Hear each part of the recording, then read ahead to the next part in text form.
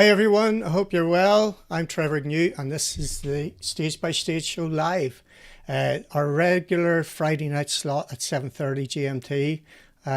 All the comments, all the feedback that you gave me again this week, absolutely fantastic. The numbers last week went through the roof.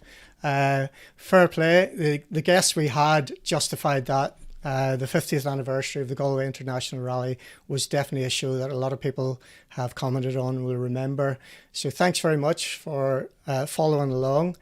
Tonight will be no exception. We've got a couple of absolutely brilliant guests lined up.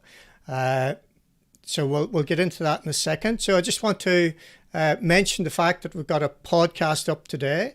That podcast was with Michael Orr. Let's have a quick snippet of that.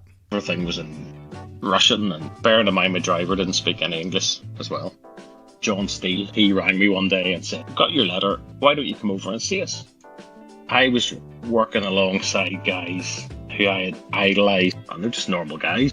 And all of a sudden then, the world of rallying seemed quite small and accessible.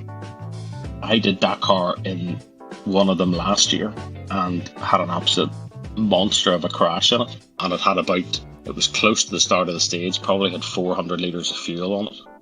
An average day in Dakar, the stage would be 350 kilometres in one day, and that would be an average. In fact, you would sit at the start and think, that's not too bad, it's only 350 today. I couldn't have done my career without trying to get every little bit of advice I can from everybody. A lot of it is right place, right time. So there you go. That's a podcast that's now live. If you need to find that, it's dead easy. You need to go to stagebystage.com/blog. There's lots of little shortcuts there for your preferred podcast provider, Spotify, Apple Podcasts, whatever it may be. If you haven't downloaded a podcast yet, get somebody to help you, because there's a lot of really good information there from a lot of guests, including the two who are about to come up in a second. Now, Michael Orr, what a fantastic bloke he is. His story, as you'll hear, like, we almost took 2 hours to tell the story and get to the Dakar side of things, which he just finished, And some of the things that he mentions, where he wrote letters to David Richards, to Malcolm Wilson, and on the back of that, then he got invited over to M Sport. And that's the start of it, So just having, I suppose, the creativity to do that and having the balls really to write a letter. And it just proves that those types of things do actually work.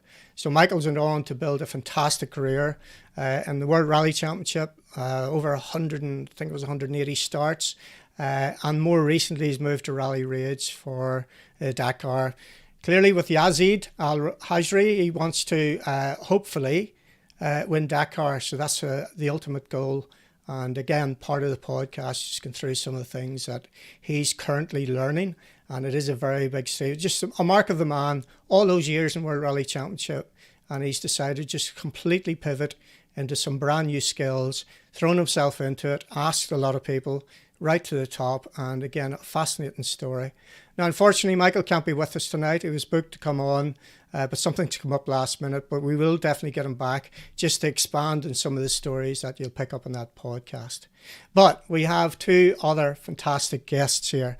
The first one is someone who was a hero of mine growing up, and we'll get to that detail in a second. But again, he did a podcast for me recently. We'll just play a quick clip of that. Don't believe this, but there were stages sort of on the final leg where we didn't even match our recce times on the event. I've never sat with anybody who I think Tony couldn't have matched. It's an extraordinary time that David Richards flew down to try to get Henry to sign, because we'd spent Sunday on a yacht with Cesare Fiorio. I never forget, we started at 8:32 in the morning and we finished at 21:15 in the evening, and we were second quickest. And I was responsible for cigarettes, and Timo smoked 30 cigarettes during that stage. And it's that moment when you suddenly realise that people you have thought are superstars in the co-driving world and something, and you actually meet them and you realise they're just normal people like anybody else. Look, there's enough in that clip just to fill 3 hours alone, just expanding on those stories. But as a fanatic rally teenager, me growing up in Northern Ireland, Fred Gallagher, my fellow countryman, Terry Harriman as well, truly were superstar rally co-drivers. They were the guys, heroes of mine, and also navigating for people throughout the world who were the legends of motorsport. So people in Fred's case such as Tony Pond, Henry Toivonen, Ewa Kankinen, and then going on to have even more success with Björn Valdegard, with Ari Vatanen. So I used to watch him in home rallies, the Circuit of Ireland. I remember him stood there, and I just didn't have the nerve to go and say hello to him. It's a bit surreal for me, watching from a distance, too shy to approach him. But I didn't realise at that point, it only came out in the podcast, that Fred had his heroes too. People like John Davenport, Jim Porter, Henry Lydon. So in the podcast, the one thing that really came out, Fred was talking to us about, was the relationship that he built and developed. And those relationships led to lots of opportunities. And those close bonds allowed him to spot and then act on some of the things that he called life-changing as he went through it, even the fact of meeting his wife.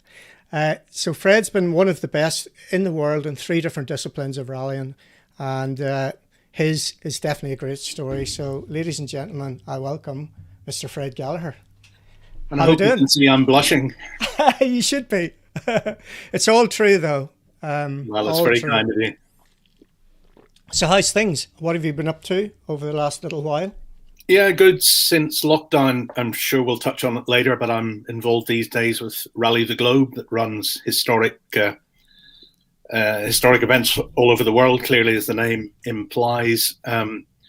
Normally we prepare a recce fairly well, but go out and explore quite a bit. But whenever we can get it back out into the world, I promise you they will be the best prepared recce's ever. I've been through Italy, I've been through North America, South America, Africa on Google Street View, every day. So lots of big adventures to come. Have you ever kept a record of the number of countries that you visited? I have somewhere, but I couldn't tell you off the top of my head. But yeah, quite a lot. You wouldn't be so sad to record all the flights you take, and nobody would do that. Do you know what? I wish I had. I really wish I had. Yeah, brilliant. So, Fred, yeah, we'll get going in a second. We just wanted to introduce a second guest, and again, he did a podcast with me recently. We'll have a listen to this. Asked about Hayden and Chris and how do they compare, and for me they were both incredible drivers but in different ways, and Chris specifically, the car control and the raw speed was just unbelievable. You work hard to make your life easier in some ways.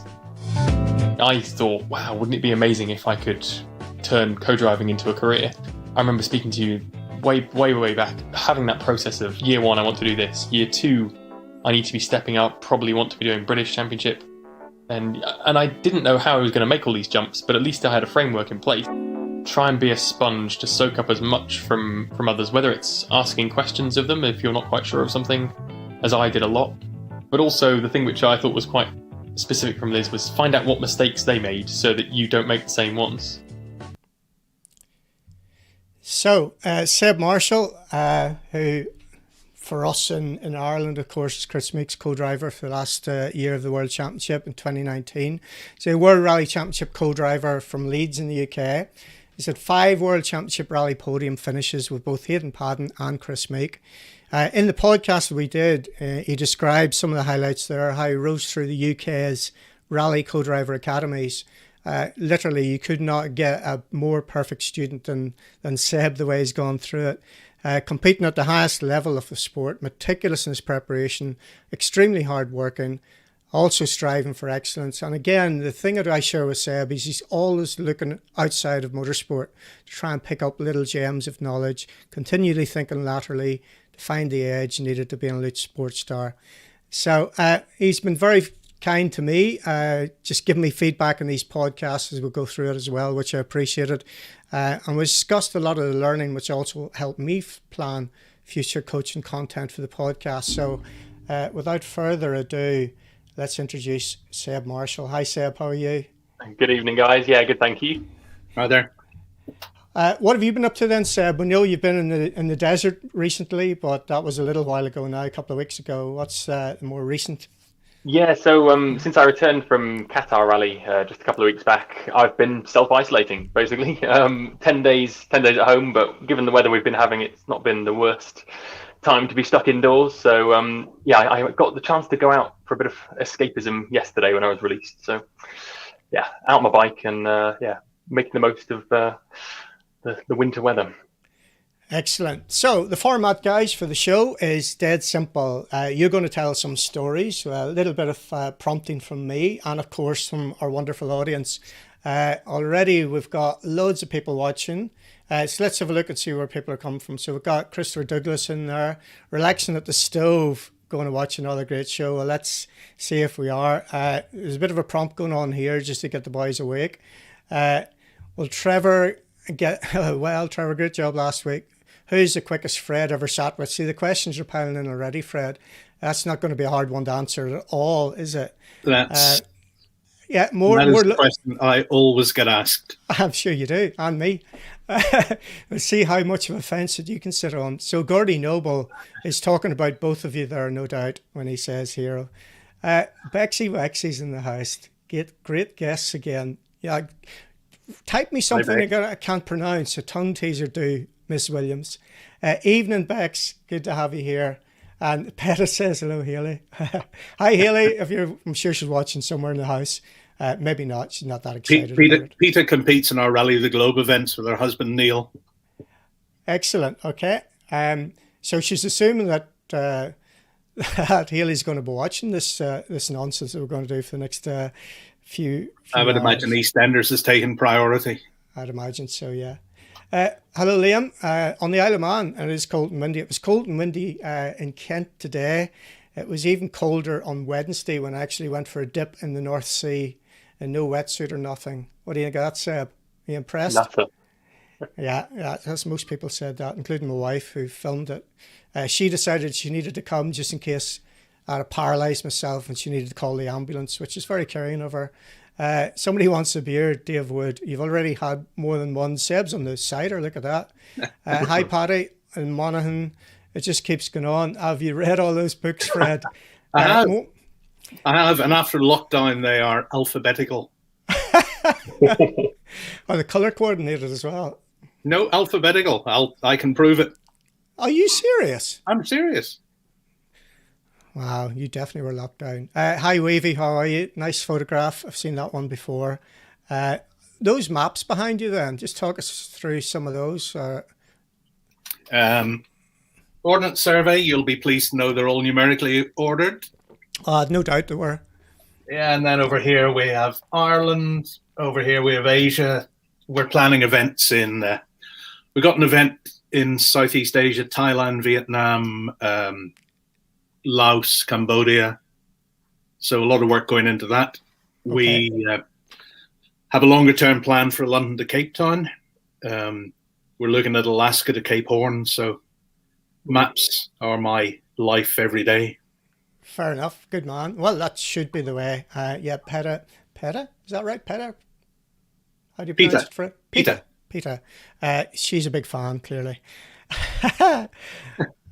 Nigel's in Australia. Hi, Nigel. How are you? And look at this. Of course, I'm watching your lovely hubble. And hi, Seb, too. Don't say hello to me, Haley.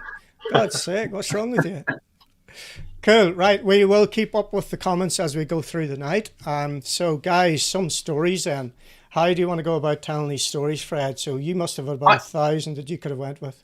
I actually want to pick up on something I've heard already, and I hadn't twigged, I'm ashamed to say. But Seb, have you just done that Rally Qatar with Chris? Yes. Yeah, it was my first experience of competing in the Middle East, actually. We got invited over there by the Qatari Motorsport Federation. Myself and Chris in a Skoda Fabia, just to give Nasser a bit of a run for his money. It was a unique experience, to be honest. Yeah, 86 Qatar was my first ever Middle East event, and my first rally with Björn Voldegaard in the Group B Celica Twin Cam Turbo. We probably had the advantage that you didn't of having a Celica Twin Cam Turbo recce car as well. Yeah. And there were night stages as well in those days. And I remember we actually spun in the desert in the dark. and we just could not find the road again or the track. We must have spent 15 minutes going around in circles. I saw Chris saying about how little definition there was, but it really was extraordinary.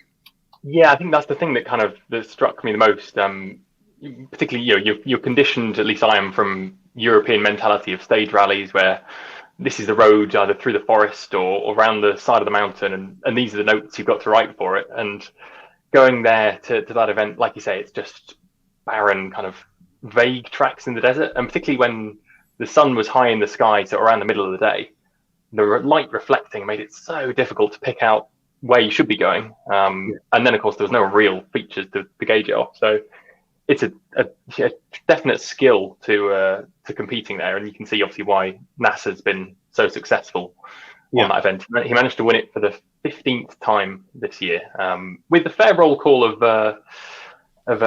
Irish and Northern Irish competitors have done well over there. So it was a great experience. I think Chris really enjoyed it, from translating a little bit his experience of Dakar a couple of weeks before.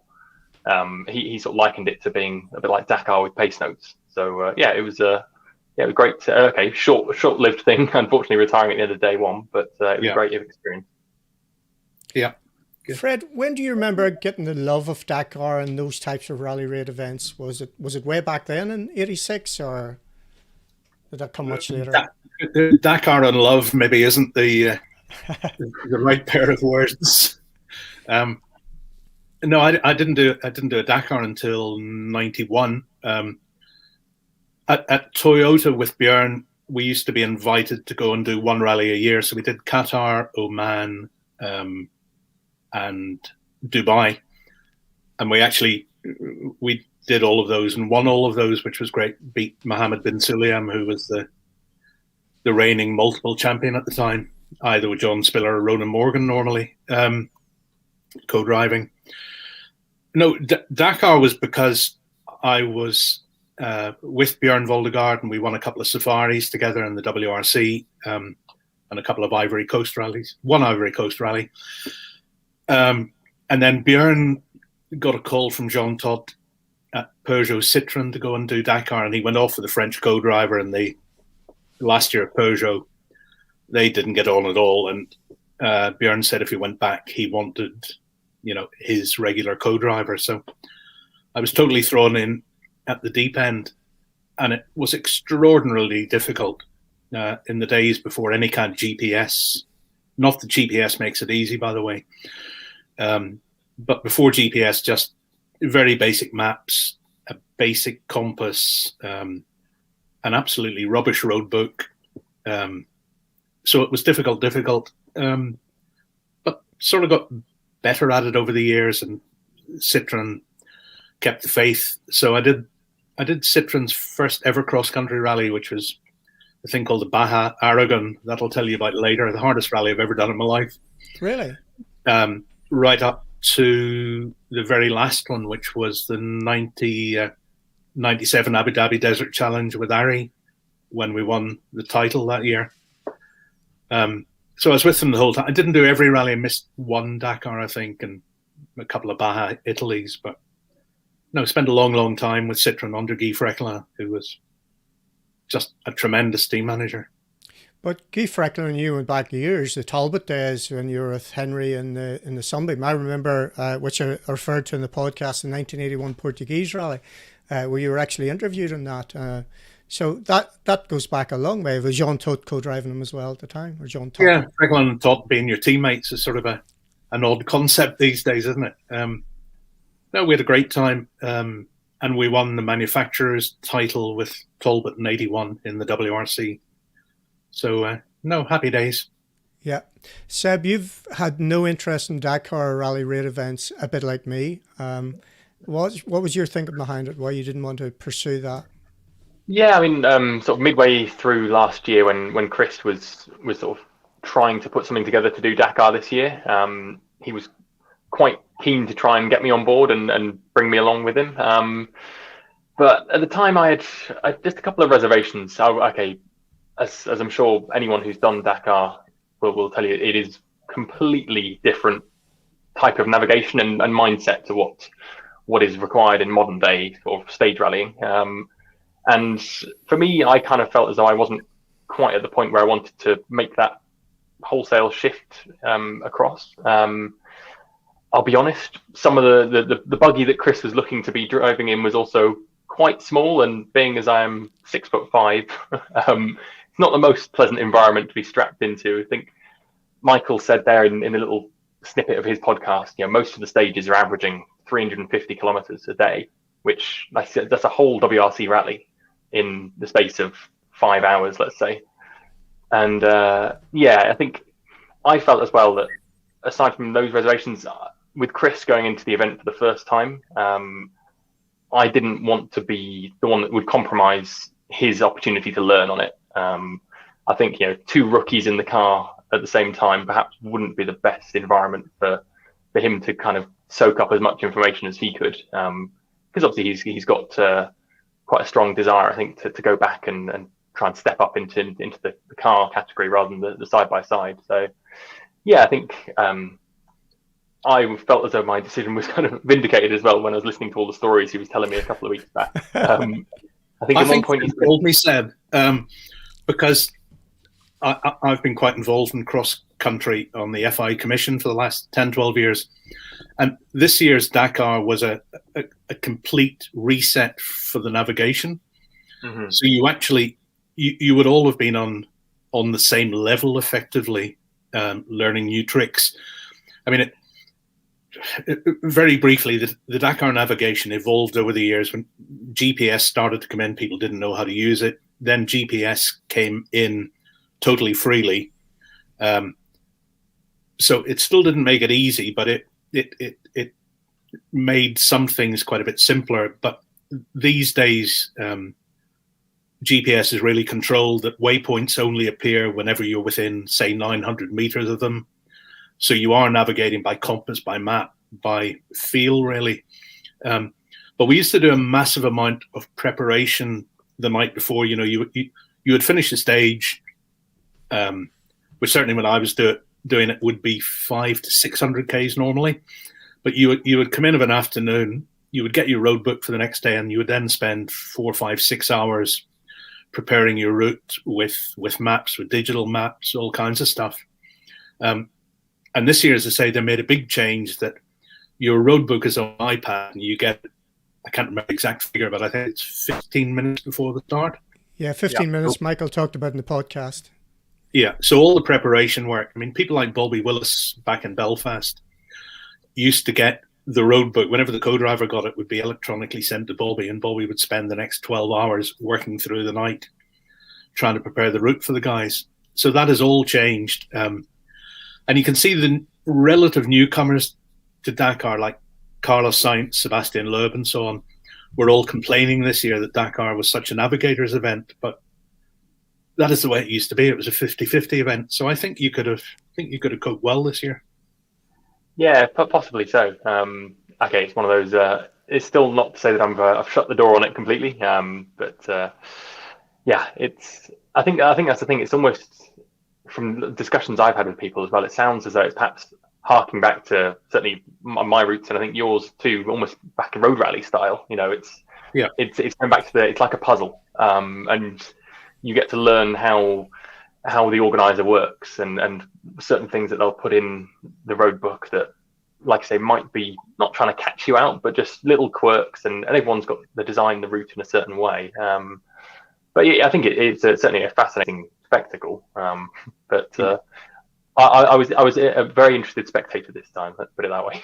Yeah, I always felt there were two types of driver in Dakar. Now, Björn Voldegaard was one of my best friends ever in rallying. But if you were running fifth or sixth car and you came to somewhere in the desert and you said, right, I want you to go right in that palm tree, if the previous 5 tracks all went left, Björn would be very, very reluctant to turn right. He would say, look, all the other guys have gone left. Come on, Will.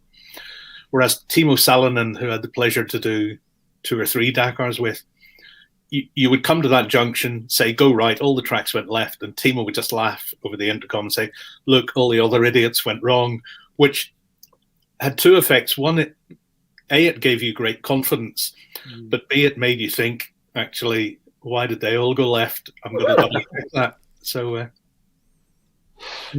So I've got a photograph of you in Dakar days here, Fred. yeah, That seems quite relaxed. That's not relaxed. That's sitting preparing about probably 70 or 80 pages of road book for the next day. When we didn't have any hotels in Dakar in those days, maybe on the rest day. Camping, yeah, sponsored by Camel. So that's 91 or 92. 92 Dakar actually went from Paris to Cape Town. And those yellow clothing in the desert is the worst thing ever. Every bug in the world. Oh, yeah, I was going to say. On your shoulder. So what were facilities like? So we can see you there. Just talk us through what the bivouac was like back then. The bivouac, when we did our... Well, the whole thing was different because, I mean, Citroën had a massive budget, and you could do all kinds of things that were later outlawed. We had a short Skyvan aeroplane just for catering that had a freezer in it, various cookers, grills, ovens, whatever. And we had 2 professional chefs, and all the food was brought. So we self-catered. All our mechanics flew on a plane, from service point to service point. So it was totally different. Toilets were non-existent. Showers were non-existent. You would get to Dakar or wherever it finished at the end of it. You would look at yourself in the mirror and think, what a state, and you would spend an hour in the shower, put on the clean clothes that you brought with you, and, go out for a few drinks and dinner. You come back and look at yourself again and think, what a mess you made, and then put on more clean clothes. And then get home and realize, get into the shower and another, shovel full of sand would appear in the bottom of the shower tank. So this is a photograph of the recce. So this you weren't the recce. Okay, well, it's inverted commas in the photograph that you sent me. You need to explain it to us then. Yeah, in 1992, when we did Paris Cape Town, a strange thing happened in the middle of the Sahara that you didn't know where the passage controls were going to be, but there was a big loop of about 100 Ks, and we all followed the road book as well as we could and got to the finish and found the entire Mitsubishi team sitting parked up, and they had avoided the entire loop. And it turned out, for various reasons, even 30 years down the line, don't really want to get into it, but yeah. I think Citroën's conspicuous spending, having the food plane, the team plane and so on, was annoying people, and it was decided that Citroën wasn't going to win that year. So I do remember after it, we had a debrief, and Jean Top and Guy Frechelin were both in the team management at the time. And Jean said, right, we're going to play it their way. We're now going to recce every event. And it was quite easy because people were always willing to trying to be careful here how I say this. Politically correctness, eh? Yeah. There were people involved in the organization of the Dakar who were quite happy to let you have the road books 3 months in advance if they could have a nice Citroën road car every year. Got you, yeah. So we went off recceing. I remember we got to Tamanrasset in the middle of the desert, and we got stuck for a day or two, and there was nothing to do there. So I found the hotel signing in book, and looked back about a year, and there was the entire Mitsubishi team plus the clerk of the course of the rally at the same time.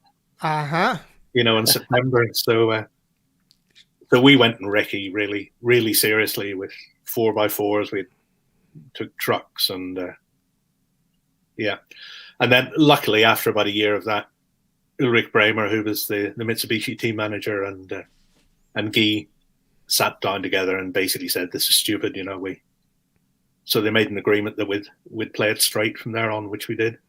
Okay. There's a photograph here as well that you sent. This one, but clearly not Dakar, but those types of raid events, yeah? Yeah. That's a thing called the Masters Rally that was organized by a guy called René Metsch, who I think won the Dakar on that Rothmans Porsche 959, if you remember it. Yeah, of course. The four-wheel drive, sort of long wheelbase 911-ish car. And that rally had all kinds of stuff. I mean, it had proper desert dunes, but it had roads like that. That, I think, I was with a French guy called Philippe Vanberg. We finished second or third. That bizarrely went from Paris down to Venice, and then we went in a plane to somewhere and went over as far as Samarkand from the Silk Road. And yes, that ended in Ulaanbaatar, the capital of Mongolia.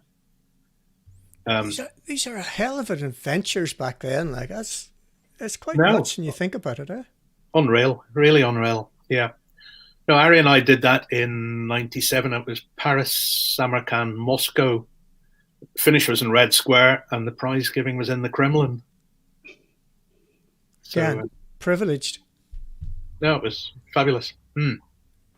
Yeah. I got offered a chance once with Martin Rowe to do a Trans-Siberian rally starting in Moscow. In the Porsche, yeah, in the Cayennes. Yeah. My nephew was getting married in the middle of it, so family came first and all of that. So I didn't do it. Richard Tuttle went with him. I think it was probably a good idea in the end. It worked out well for Trev in that case, because I think it was a bit of hassle getting through customs, let's call it, and getting all that side of things sorted out, and then the thing caught fire in the middle of nowhere. And so, yeah, it was a good call to stay at home for that one. But those types of adventures just take everything to a whole new level, don't they? Good.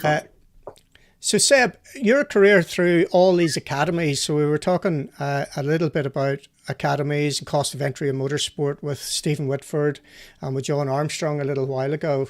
From a co-driver side of things, then it's a little bit cheaper, but still, we've got a good structure in the UK to help people, and you've taken full advantage of that. Motorsport Ireland are doing exactly the same thing, so just talk to us about how valuable that is.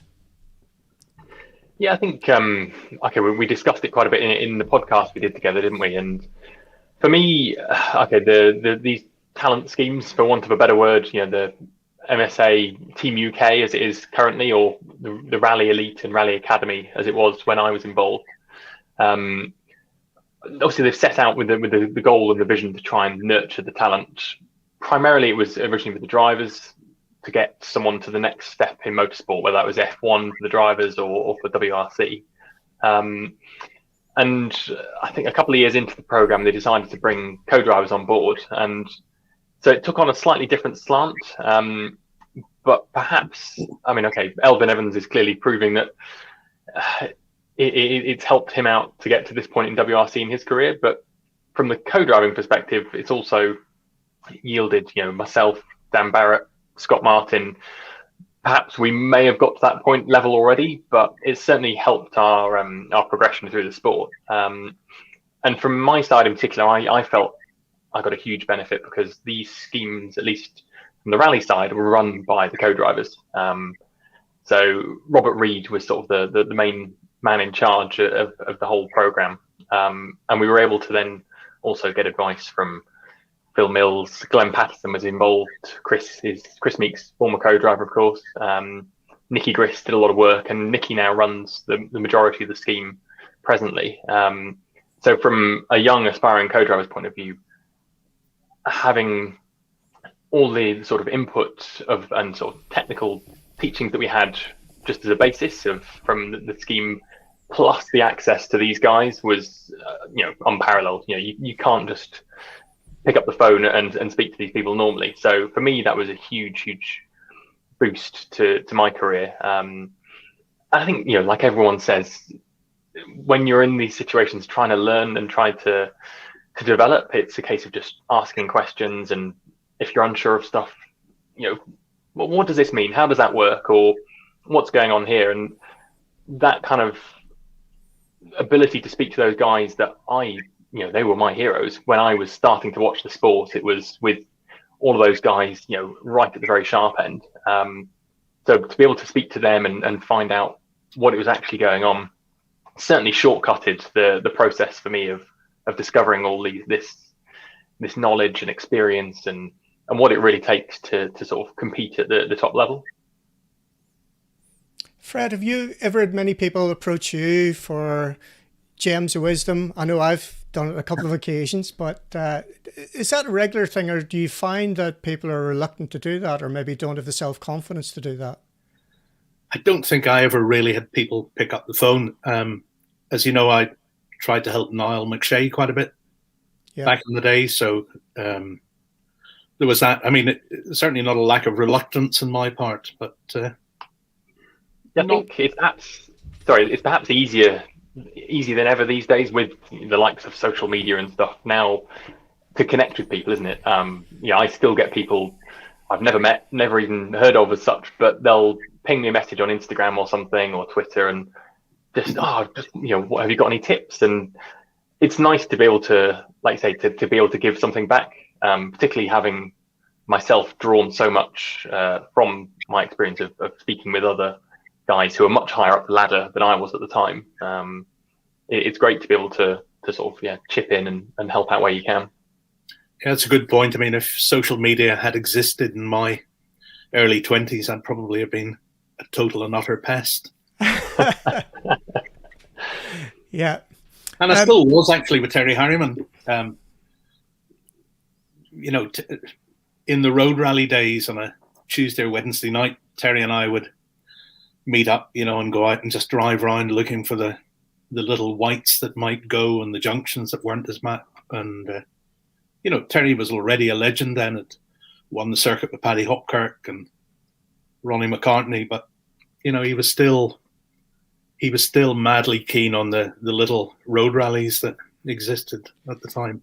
But that was a relationship that developed over the years, and you end up becoming teammates and partnering, particularly in the Rothmans' day, with two Finns. Like, who would have thought two top co-drivers from Northern Ireland, my heroes, would end up with my heroes who were driving them as well?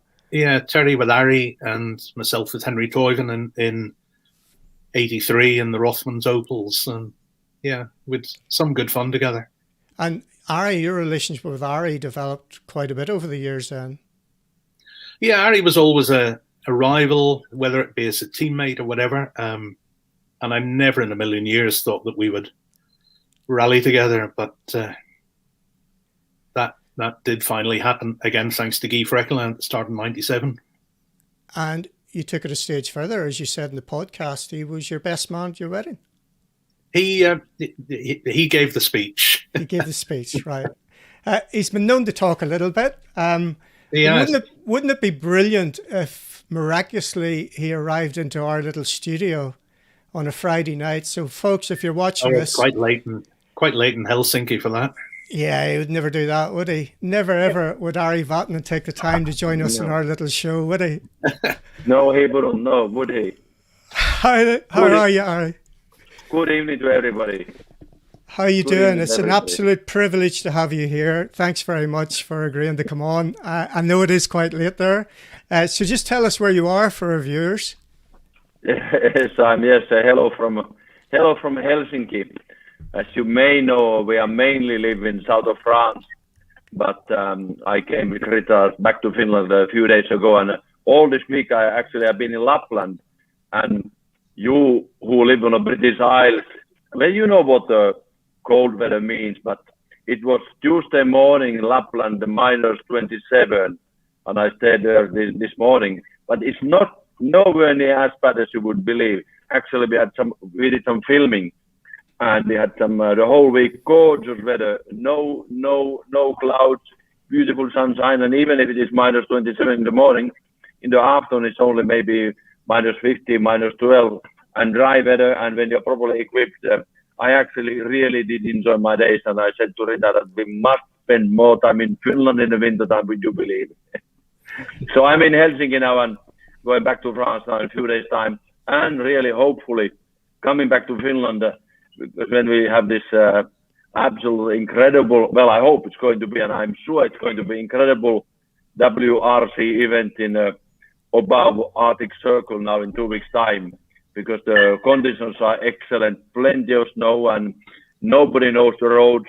apart from Kalle Rovanperä, who has done it once last year. Anyway, so I really want to come back to that event because never in the history of WRC we have had such a snow rally as we are going to have now in 2 weeks' time here in Finland. It's going to be incredible. Proper snow rally, going back to the Norway rally days where you'd like 2-meter snowbanks and all the things that you learnt over the years, leaning on snowbanks. You know, since then, because they've been quite fragile, you haven't been able to see the speed the way that you guys learnt how to carry speed through those snowbanks. So this is the bit that I'm really looking forward to with this Arctic rally coming up. Fred, how would you, I mean, shall we have try to make a late entry? Do you think it's possible to have a late entry? You and me. That will create some buzz. Yeah, I did the Arctic Rally in '81 with Henry, so I think I've lost the notes. Yeah, so it's going to be pretty special, Larry. There's no doubt about it. I just can't wait to see what's going to happen. The R5, or let's call it Rally 2 category, the entry list for that today. Have you looked at that, Seb? Have you seen that today? Yeah, it looks phenomenal, doesn't it? It's I think it's drawn one of the strongest entries, if not perhaps the biggest, but one of the strongest entries we've seen in a long time. Mm-hmm. I spoke to Jarmo Mahonen, the head of Finnish Federation, I think today, it was, and he said it's by far the biggest WRC entry list, so-called FIA cars. There are more than 50 of them. Incredible. Ari, you did a podcast for some of the Irish lads recently called the Sprint Podcast, which was fascinating. Give up a couple of hours of your time, it sounded like, for those guys. Did you enjoy that experience? I did, but I'm always a little bit too honest. Rita is there lurking behind my shoulder. You know, she's so afraid. That's who she's blowing the kiss to, I think. Oh dear! Look at that! This is getting romantic. Well, it's almost Valentine's Day. Yeah, that's it. Friday night. No, I did enjoy because as I said in our program that. There's so much common between Irish and Finns due to our geographical position next to a very big neighbor who hasn't always been very kind to us, and there is a lot in common. And I've enjoyed my rallies always in Ireland. That comradeship and the spirit. It's down to that spirit what matters. And but at the same time, I said that come on, you are stealing now 2 hours of my Sunday afternoon, and this was the Sunday in the month when Rita had promised to come for a walk with me. So my Sunday afternoon walk was postponed by 1 more month because of this stall. But never mind, it was a good time. We had a good time. That's brilliant. The guys will love that. Probably, no doubt you didn't even tell them that, I'm sure. But yes, yeah, you did. We almost see you as Irish. The number of times you come over, but every single time is spectacular. We know the Black Beauty Escort and Donegal, of course, which was an amazing car. The livery's still up there. My recollection of 1980 in the Circuit of Ireland, with that fight that you had with Jimmy in the Chevette. You're in the Rothmans car, Jimmy in the Chevette. The Rigna Mountains, I went there as a 14-year-old. In the last night, watching that unfold. Are you that old, Trevor? Do not look that old, all right. But just talk us through that particular fight. 1980 Circuit of Ireland with Jimmy McRae went right down to the end, and both of you having trouble on the last night. Yeah. Well, no, I mean, sometimes I think back of those days and we must have been pretty brave when we were young, I suppose so. Because now, if I had to drive on a tarmac road in the night time, fast tarmac road over the brows, and no idea what is behind the brow, just hoping that it doesn't turn too much, and still pushing.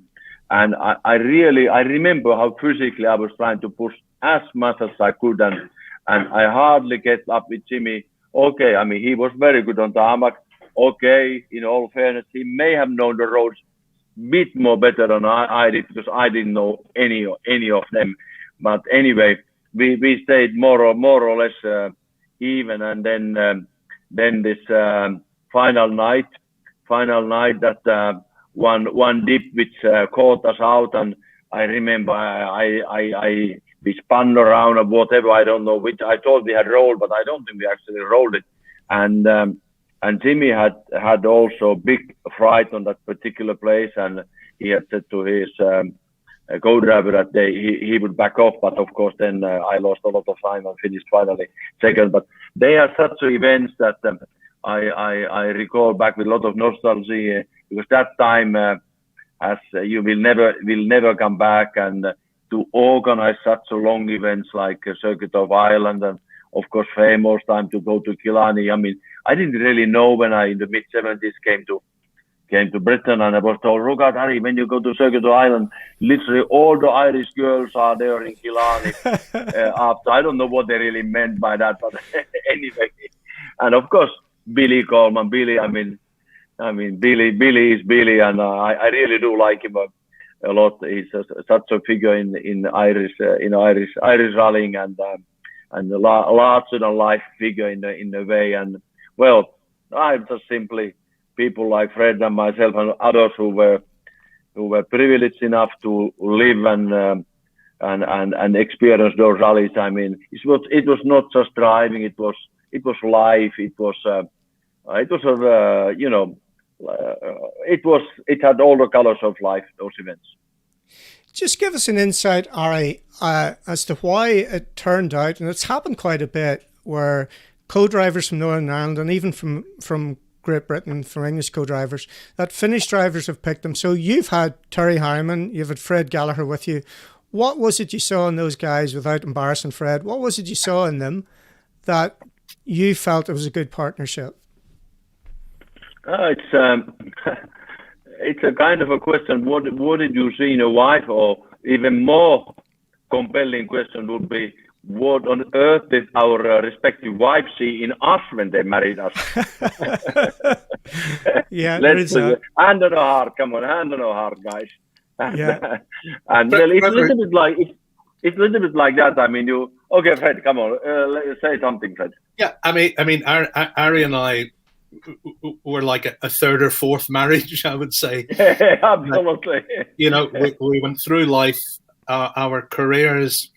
We're now talking about the start of '97. So I'm 45 years old, and Ari is 11 days younger than me. We've never rallied together. Guy Frecklen at Citroën has basically paid me a few quid to be I wasn't even called a reserve, but I was just on the books because I'd been there, and he knew they were stopping at the end of the year. And Ari had a French co-driver, and they started the championship, went off to the first round, Baja, Italy. And a big way. You had a big crash. There's a lovely picture of Ari's car. Yeah. Perpendicular to the road, about 6 foot in the air. Snow-capped mountains behind. Lovely photo. Yeah, absolutely. For those who are not in the car. Yeah. So Ari phoned me on the Monday morning and said, very, very intently, Fred, you have to be my co-driver now. I need to change. You've got to be my co-driver. And wrongly as it turned out, I thought that if I went with Ari, I was going to crash quite a bit. Life was going to be difficult. And it wasn't any of those things. But I said no. I said no to Ari on the Monday and on the Tuesday and the Wednesday and the Thursday and the Friday. And then Guy Frecklen phoned me on the Friday evening about 7 o'clock. And I'm sure he was wearing, his French beret, striped shirt, whatever. And he started giving me this lecture about how he had looked after me since the start of Citroën and a contract every year. And now he was calling for me to do my bit for Citroën and whatever. And at the end of it, with some very good terms, I must say. Yeah, there was a big check involved as well. Let's go for it. So I don't think we met before we went to the first rally, which was Tunisia. And we had a long sort of 400 or 500k drive from the port to where the rally effective start was from. And on the way down, we decided to stop and change a puncture or two. And we got to the hotel, and Guy Frecklen said, why is the car muddy? Why is whatever? And we said, well, we've been doing this. And I remember Guy said, goodness me, you must be really motivated. And we were. And I think we did 7 rallies that year, Ari. We won 4 of them, and we were second in the other 3. We won the title. We never had anything approaching an accident, a crash. I don't think we scraped the panel the entire year, and we got on famously. And I think at the end of it, we said, goodness, wouldn't it have been fun to do that 5 or 6 years earlier? Yeah. What was your perception of this man then, Fred? So Ari Vatanen, I remember 1977-78, the Allied Polymer Mark II Escort with Peter Bryant alongside you, Ari, and clearly the reputation that went even before that with the Opels, etc. So, and you have a lot to answer for, by the way, because that was the type of behaviour that inspired Colin McRae. And we know Colin McRae was a mentor of Chris Meek, and Chris Meek had this man alongside him for 2019. So anything you'd like to say to Mr. Vatanen here, Seb Marshall? Well, it's provided a lot of entertainment, that's for sure, for both those watching outside and those in the car, I think it's fair to say. Yeah, we would never... You talked about that Black Beauty Escort. I mean, Ari's reputation was such...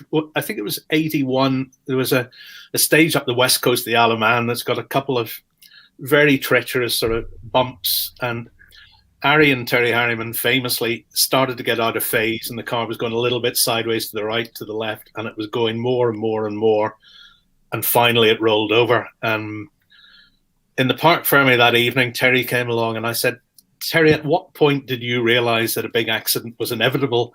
And Terry said, somewhere around scrutineering. That is a very good story. I keep on telling it every rally talk evening. It's a good story. And it's unfortunately true. No, but going back to Trevor, going back to your original question, it's a very very compelling question. Who do you choose as a co-driver? Well, first of all, it depends who is available at any given time. And your co-driver is, of course, co-driver has totally a thankless job, because only driver can make mistakes, and co-driver is simply never really supposed to make a mistake. I suppose in the off-road rallies, you have to accept sometimes you just do get lost, because it's impossible not to get lost. But in a World Championship, you are supposed to do your totally perfect job all the time, and then the rest is how you get on with persons that you kind of support one another, and your chemistry, your personal chemistry is matching up, and that's of course easier said than done. And I don't know, I'm not particularly well. I can be a tough personality person, but by and large, I'm quite kind person, I would say.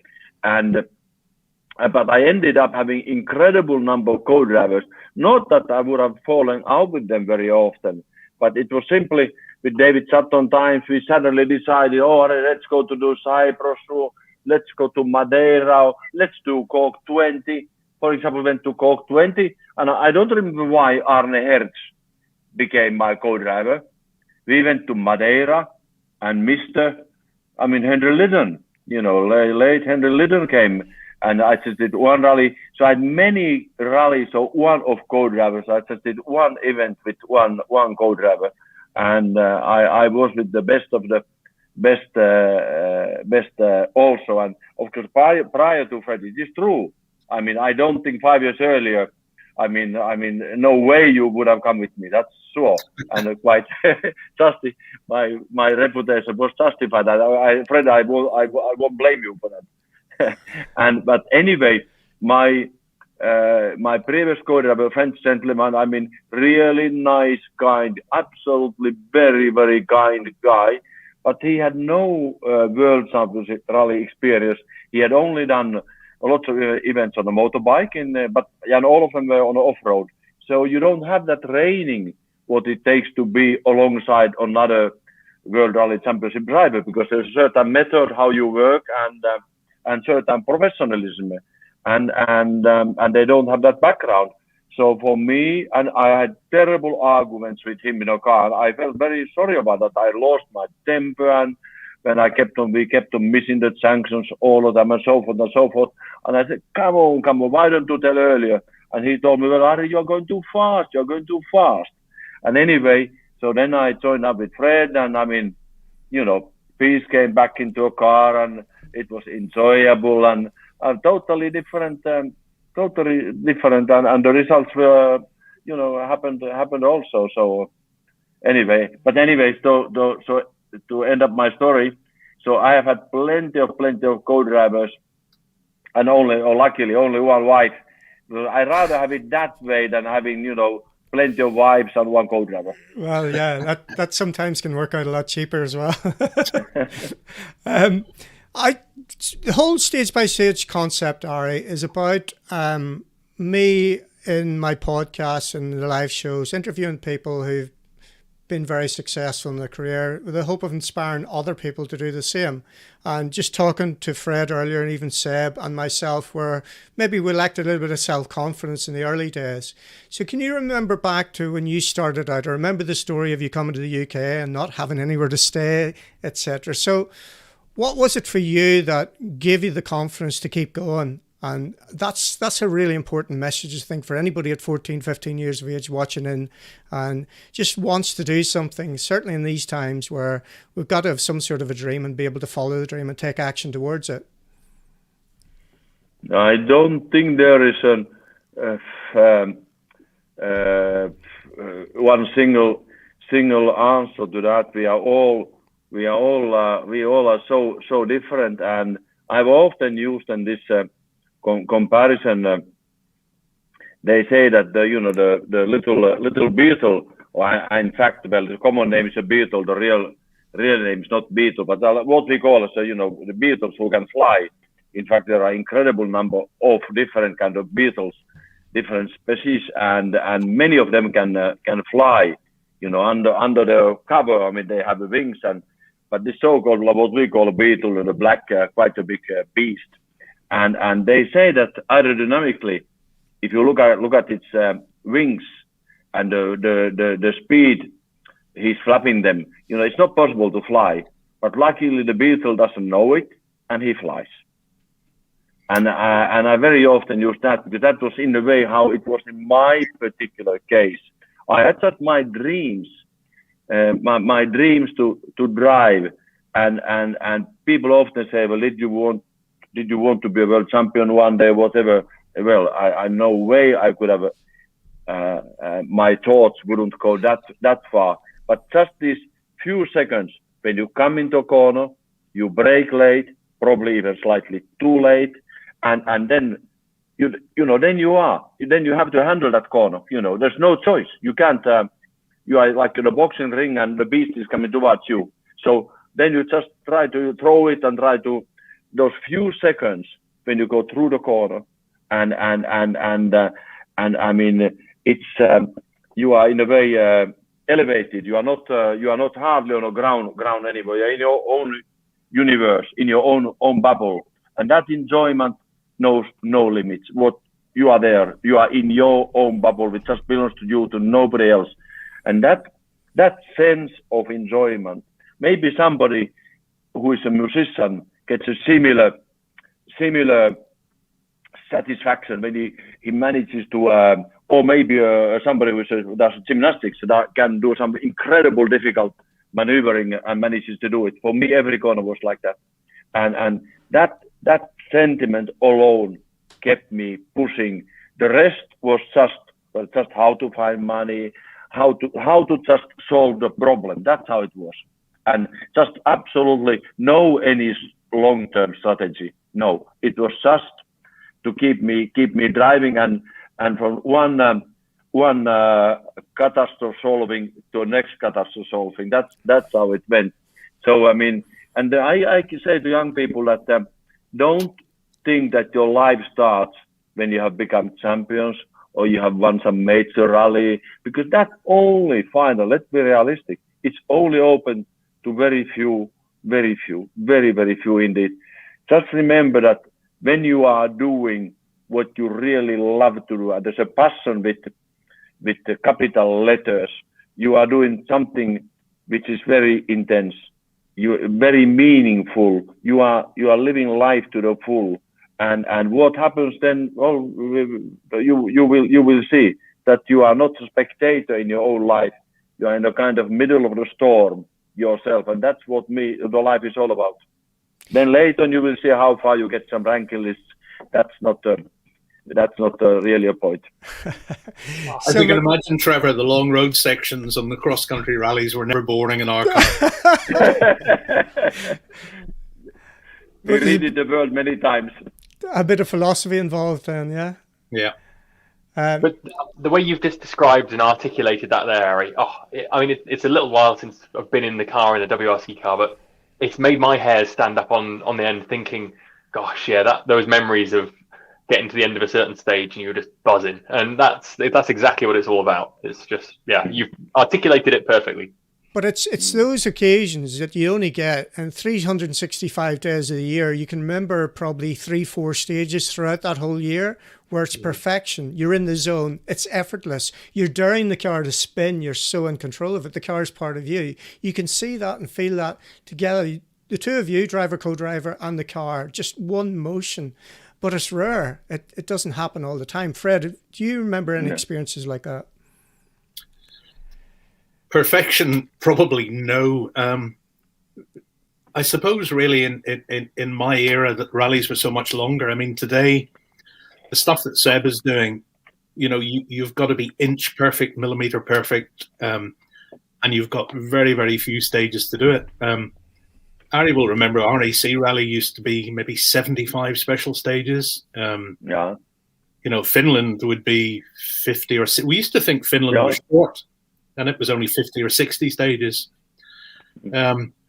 So the absolute last millimeter was probably only in places like Finland, Corsica, and so on. And I think that changed. When did that change, Ari? Maybe mid-80s, when rallies, whenever Group B got banned, rallies suddenly got a lot shorter, and the pace everywhere went up, professionalism went up. So it changed a lot. All right, it'd be unfair to get you into our virtual rally chat room in Ireland. So you're virtually in Ireland now, let's face it, without bringing in one of your other old buddies. So do you recognize this man? If I can get him loaded up here. We're just getting a few pound coins into his internet and he'll be here. He's pedaling hard. He's pedaling hard now. Hi, Terry. Hi, Terry. Turn your microphone on. Ask Alan to help you with your microphone, Terry. Terry has learned that. Totally broken up. Terry, can you hear us? He's there, but he's frozen. Hopefully it'll sort itself out. We'll give him a minute or so. I'll get him back in a second. So it'll be lovely to get Terry in here. We'll just take him out and hopefully it'll unfreeze and we'll get him back in a second. Be lovely to talk to him, Mary, won't it? No, of course. It's true that we recently haven't been. I don't know why, not intentional, but just time. How time is flying. You suddenly realize, oh well, I haven't been in touch with Terry now recently, and I don't remember when I saw him last time. I can't remember. So it's now a few years I haven't since I saw him for the last time. Ari and Terry and myself were a bit involved in a little incident that I think you might have a picture about that you can maybe show later, Trevor. But oh yeah, I definitely need to know this story. 1985. I was down to be doing ice notes in Monte Carlo with John Hogland for Ari and Terry. And sitting at home, first week in January, and the phone went, and it was Terry. He said, "You need to get yourself out to France tonight. Ari has hurt his back down in Val-les-Bains, is in hospital. I need somebody to come and do the recce with me." So I flew down. Terry picked me up in Lyon in a 205. The recce car was a Peugeot 205 Turbo T16 Group B car. Fully blown rally car. Terry driving, dictating sort of the notes that he and Ari would use, me writing them down and so on. and somewhere just to the east of Gap, we were going along very sensibly. A farmer came the other way. Terry went over to the side of the road, and what we thought was a snow-covered road actually was just over the edge. The snow collapsed gradually, and the car ever so slowly just rolled 2-3 times down the hillside, came to rest on its wheels with virtually no damage. And Terry said the only time in his life he had rolled in a rally car and the co-driver was laughing during the roll. And this is the way it ended up. You can see the road up at the top there. Uh-huh. Oh, I've never seen this photo. Come on, Fred. You have been riding this for I spent 30 that odd with you years. last week, Harry. I never that is seen a it. Who took the photo? Who took the photo? Me. Once we got out. Really? Yeah. That is a proper recce car, though, isn't it? Isn't it just? Look at the spotlights. Yeah. Yeah. But can you imagine that I spent from Monday morning till Saturday midday in the hospital in the middle of the recce? So that's entire working week I was in the hospital. I restarted Saturday afternoon wrecking, and then we now the whole entire recce lasts for 2 days in these days. And imagine kind of a life we were able to live, Terry and Fred and myself and all the other old chaps. I mean, so much life too. So much more life was involved. Now it's not so much more hysterical, more clinical, which of course, understandably, I mean, you wouldn't afford to have such a long recce periods anymore. But I'm really lucky that we have seen that period. Tell us more Terry. recce stories. I want recce stories. Well, recce stories, 1998, Ari and I have just come out of winning this cross-country World Cup together. And I get a phone call from Ari saying, Bruno Thierry's had an accident in recce in Kenya. We have to be in Nairobi in the morning. We've got the drive with M Sport. So we turn, and the guys have been, I don't know, they've already been recceing 4 or 5 days, I think. No, more. Yeah. It was only when I got to Nairobi, I suddenly realized that this is 98. The last time I had done a regular rally with pace notes was the 92 Safari. So I haven't read a pace note effectively for 6 years. And I said to Ari, I'm not going to be able to do this. And of course, he persuaded me that we could. So we did a very, very truncated recce. We got into this Escort WRC. And to cut a long story short, again, our first WRC event together, not a scrape on the car whatsoever. We got to the final service before Nairobi, second place overall. Yeah, and absolutely. Richard Burns and Robert Reed. And Malcolm came and said, Fred, if you wouldn't mind at the final TC, can you clock in 27 minutes early to give yourself a 54-minute penalty to let Juha past into second place? So we did that. So we were nominally third, but it was tremendous. Then we did Portugal. We were fifth, and we did. The only time I ever finished in Portugal in my life. Really? Look at that. 77. Imagine I didn't do 20 times, so I must have done, let's say roughly about 10 times. I only finished on my last attempt with Fred, 98, and my first Portugal was 77. And then we did Finland in another black Escort, but not the Black Beauty black Escort, but one that I don't think many people remember, but I thought it was one of the most beautiful rally cars of all time. The color scheme, yeah, video game. Yeah, look at that. Exactly. It was exactly. And even there we stayed on the road, but the engine went, and it wasn't the best Escort, unfortunately. But anyway. Yeah, absolutely. But one thing going back to that Safari rally, when now there was, Subaru or David Richards or ProDrive rather, they put a kind of a tribute together for Colin now only a little while ago. Is it because it was now how many years from his World Championship now? Yeah, it was 95, so it was 25. 25 year 25 years anniversary. last year. Exactly. So it was a 20 at the end of last year. It was a 25-year celebration for Collins and Derek's World Championship win, and of course it was ended up with the RAC victory.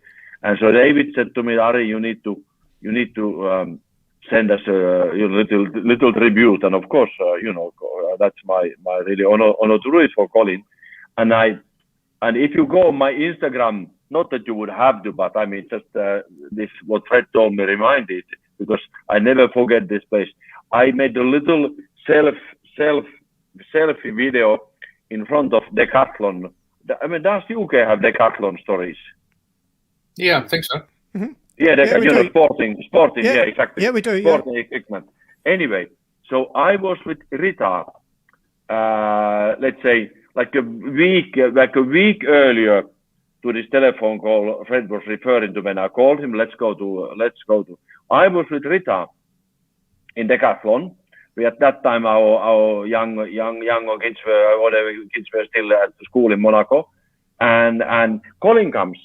He every now and then he lived partly in Monaco, and he was say he was there at a certain amount of time. So Colin comes into Decathlon, and so I asked with Rita, well, Colin, what's going on? What are you doing? And Colin precisely answered, well, I'm going tomorrow. I'm flying tomorrow tonight to Nairobi, and so I'm buying some extra pair of sport. Actually, he said socks, for sporting socks. And we looked at one another because I was still at that time really hoping, because I felt that I was still in a good shape, even in the World Championship. But of course, the drives were not so easily available to me anymore. And so we looked at one another, because I would have loved to go to that rally. I said, look, I said to ourselves, well, I wonder if Colin realizes how lucky he is. He's going to do an East African safari rally, and I could feel that taste of pleasure in my mouth. And then a few days later, I get this call, well, Ari, come to East African Safari. So now when I did my tribute to Colin, I actually did this selfie. Because each time when I go past the Decathlon, every now and then I go in Monaco.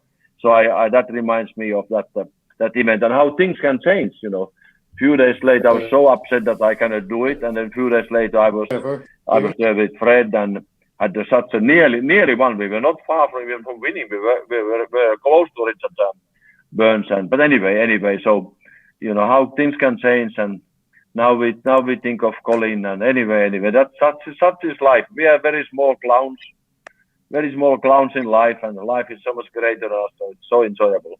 Yeah. It's amazing how many times these kind of last minute call ups happen, though. Even in my short time in the sport compared to you guys, I reckon 3 or 4 occasions I've had the phone call. Right, you need to get on a plane in 2 hours. You're flying to where did I go? Middle of Spain for a test when Danny Sordo fell off his mountain bike. I got my first WRC drive, substituting for Danny. And there's another one which I think Trevor might have a picture of actually, where I got a call one Friday afternoon. Could I get to France to go and do a pre-event test for Hayden Paddon? Yeah, I think you better tell the story before we show the photograph. Yeah, okay. So I was due to be flying out on Saturday to go to a development test south of France with Hyundai. This was, but Friday afternoon I got a call saying, "Can you come tonight, but to a different part of France to go and do a pre-event test with Hayden Paddon?" So I said, "Sure, I'm happy to help out where I can." And so I flew out, got there, met Hayden, and we set off up the road, did the recce, and we're just going to warm up the tyres. Wrong tyre choice, to be fair. It was a hard compound on a bit of a cold road, and we were warming the tyres, locked up the wheels on a bit of like green tarmac, and we rolled the slowest roll I've ever had into the ditch. No damage, just like this, and so this was the first experience, pretty much, of sitting next to Hayden, and actually second. But anyway, we put the car back on its wheels, driving to being towed back to the service area, and Hayden says to me, bit of an awkward time to ask this, but Seb, would you be interested in co-driving for me next year? So I was like, well, let's see how the rest of the day goes, shall we? But but that was another one of those last-minute drop of the hat. You've got your passport and your helmet always at your side, and the funny continuation of that was I did that day with Hayden. Sort of said, let's talk in a few weeks. Went off to do my my next development test the day after with Kevin Abring for the new 2017 car, and about 2 hours into that, the first time the car had driven on gravel crim, we put that on its roof as well. So I was not a popular person at Hyundai Motorsport that weekend. They thought I was the jinx. What was the common denominator was what I was going to ask. Well, yeah, exactly. And also, Ari Vatanen, Terry Hyman wasn't even in a rally car beside you there, and you had him on his side as well. What's going on? Terry's definitely a trier. I think he'll come back in. He's just struggling with the internet. And of course, when we did the test, everything worked perfectly. We did it about 3 times today, and Terry was chatting away to me. But hopefully we'll get him back in and get chatting to you. Right. Go ahead, Ari. No, I was just saying, what are you up? Sorry, my ignorance. What are you up to in these days? So I was telling the guys just before I've just come back from Qatar rally. A couple of weeks ago with Chris Meek, we were invited out there to do the first round of the Middle East Championship, which was a very different experience for myself, certainly. And then otherwise, nothing sort of planned as such this year, but a few things in the pipeline maybe. But did you do that? But did Chris do with you or without you? Or did you do Dakar? I sat out this one because I felt that Chris would probably benefit more from having someone who'd at least experienced Dakar before, rather than having 2 rookies at the same time. Yeah, very true. So, he certainly enjoyed it. And how did you do? Sorry, how did you do in Dakar? Did you finish? He did finish, but I think he was possibly last because he had every adventure going. It was on a tow rope for probably few 100 kilometers at least. And I think he may not. I think he won the prologue and 1 or 2 other stages in the side-by-side category that he was in, but had every experience possible with technical problems and meeting the locals in the desert and for a little high tea, and it was a real adventure. Let's see if Terry's managed to right himself. If he's gone again. No, we're going to have a quick look at the comments and see if there's anybody here. So Bex Williams can't wait to get the Arctic Rally now, hearing Ari talk about it. John Armstrong said, good man, Ari. Who else have we got? Watching with interest. Nice to see a trio of legends. Ari knows Isle of Man, somebody reckons. Liam Whiteley reckons the Isle of Man. Oh, here's a difficult one for you. Oh no, don't go there. Ari, you've always been a good politician, so yeah, a perfect time from DeFreeze, wasn't it? No comment. Feed on past that one. Right, what else we got? Best show yet. The stage is Starvey, the one that we remember. Sorry, was that Ron Neely back there? Ron Neely, who was a master of the little minis in the mid '60s in Northern Ireland. Ron Neely is a superstar driver of a mini. I remember he had special star-spec tires on his mini as well, the silver one. And I think with his sister Irene navigating with him. That's it. And Irene watches as well. So really? At some point we're going to have to get Great. At some point, we're going to have to get Ron on to tell a few stories because he can regale a few as well. Folks, if you're listening to this, I get literally tens and tens of requests for people to come on the show, which is very flattering and it's great. But how can I put this? It's trying to get the balance right between everybody. And ultimately, when I look at the feedback, and I wanted to get the first 3 or 4 out of the way, to get the feedback to see what you guys actually wanted. And the clear message that I'm getting is you all want to hear stories, and there's no better men than tonight to tell stories. So stories comes first and foremost.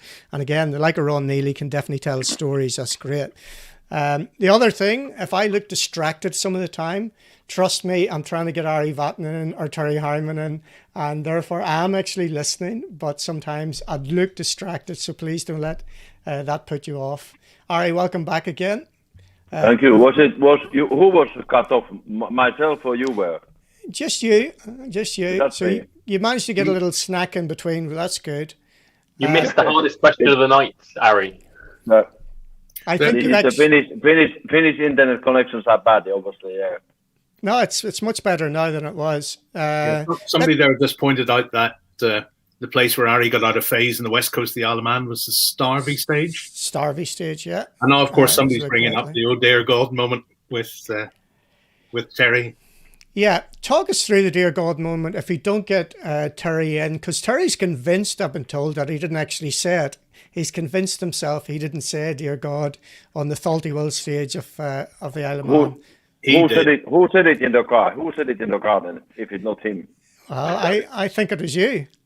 No, it was him. It was him. It was, yeah.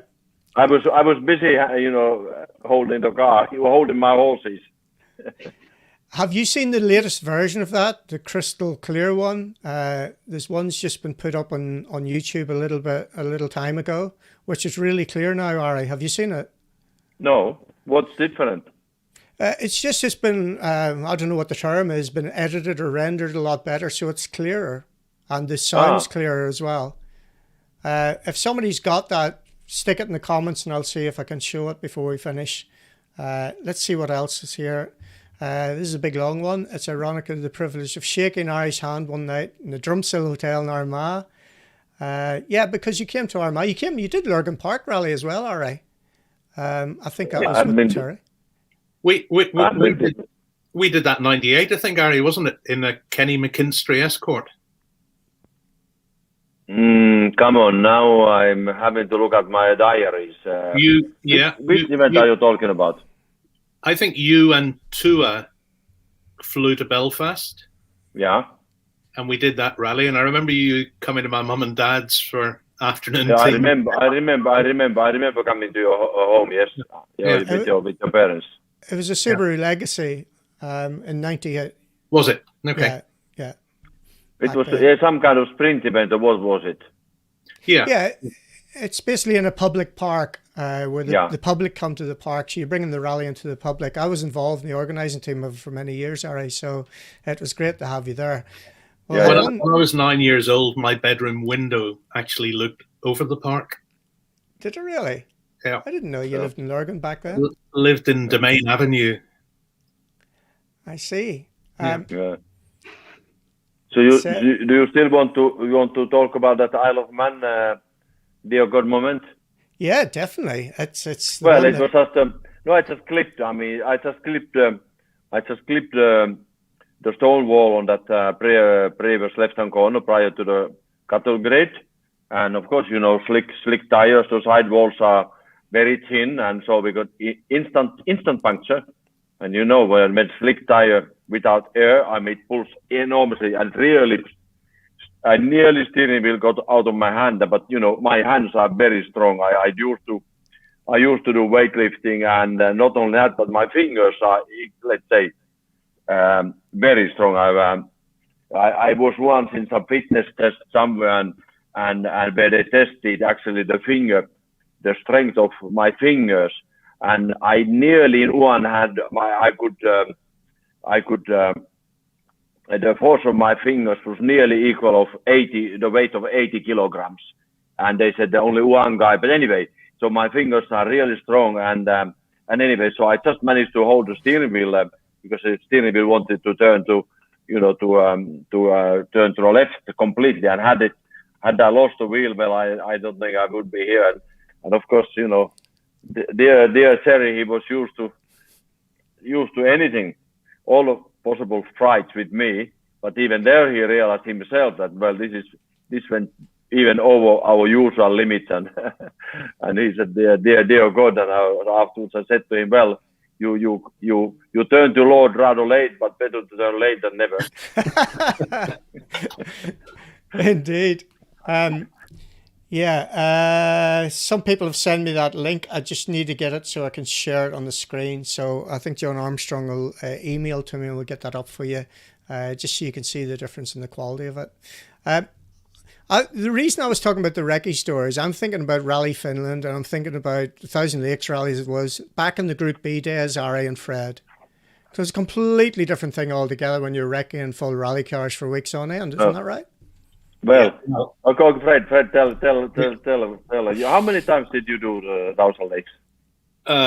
81, 2, 3 with Henry Toivonen, 84 and 5 with Juha, and probably not at all then until you and I did at 98. And then 99 with Thomas Rodstrom. Okay. Yeah. But going with the Henry Toivonen or Juha Kankinen, this, I promise you, Seb will be totally astonished, and maybe you too. But with Henry and Juha, the recce was 2 weeks long, which was the shortest recce in the WRC by far back then. We used to wonder how we could cope, with such a short recce. But with Henry and Juha, you would go out, you would write the notes, and you would correct the notes, and then I would be deposited at the Rantasiti Hotel in Jyväskylä. Yeah, absolutely. For a week, and Henry would go with Hanu all the time. The pair of them would sit. One would drive, the other would drive, mostly through the night, sleeping in the daytime, and that is what they did. So it actually socially was a hell of an event. And then the sheer terror of Finland. I mean, Onnenpojja in a Group B car in the dark is certainly something that will remain in my mind forever.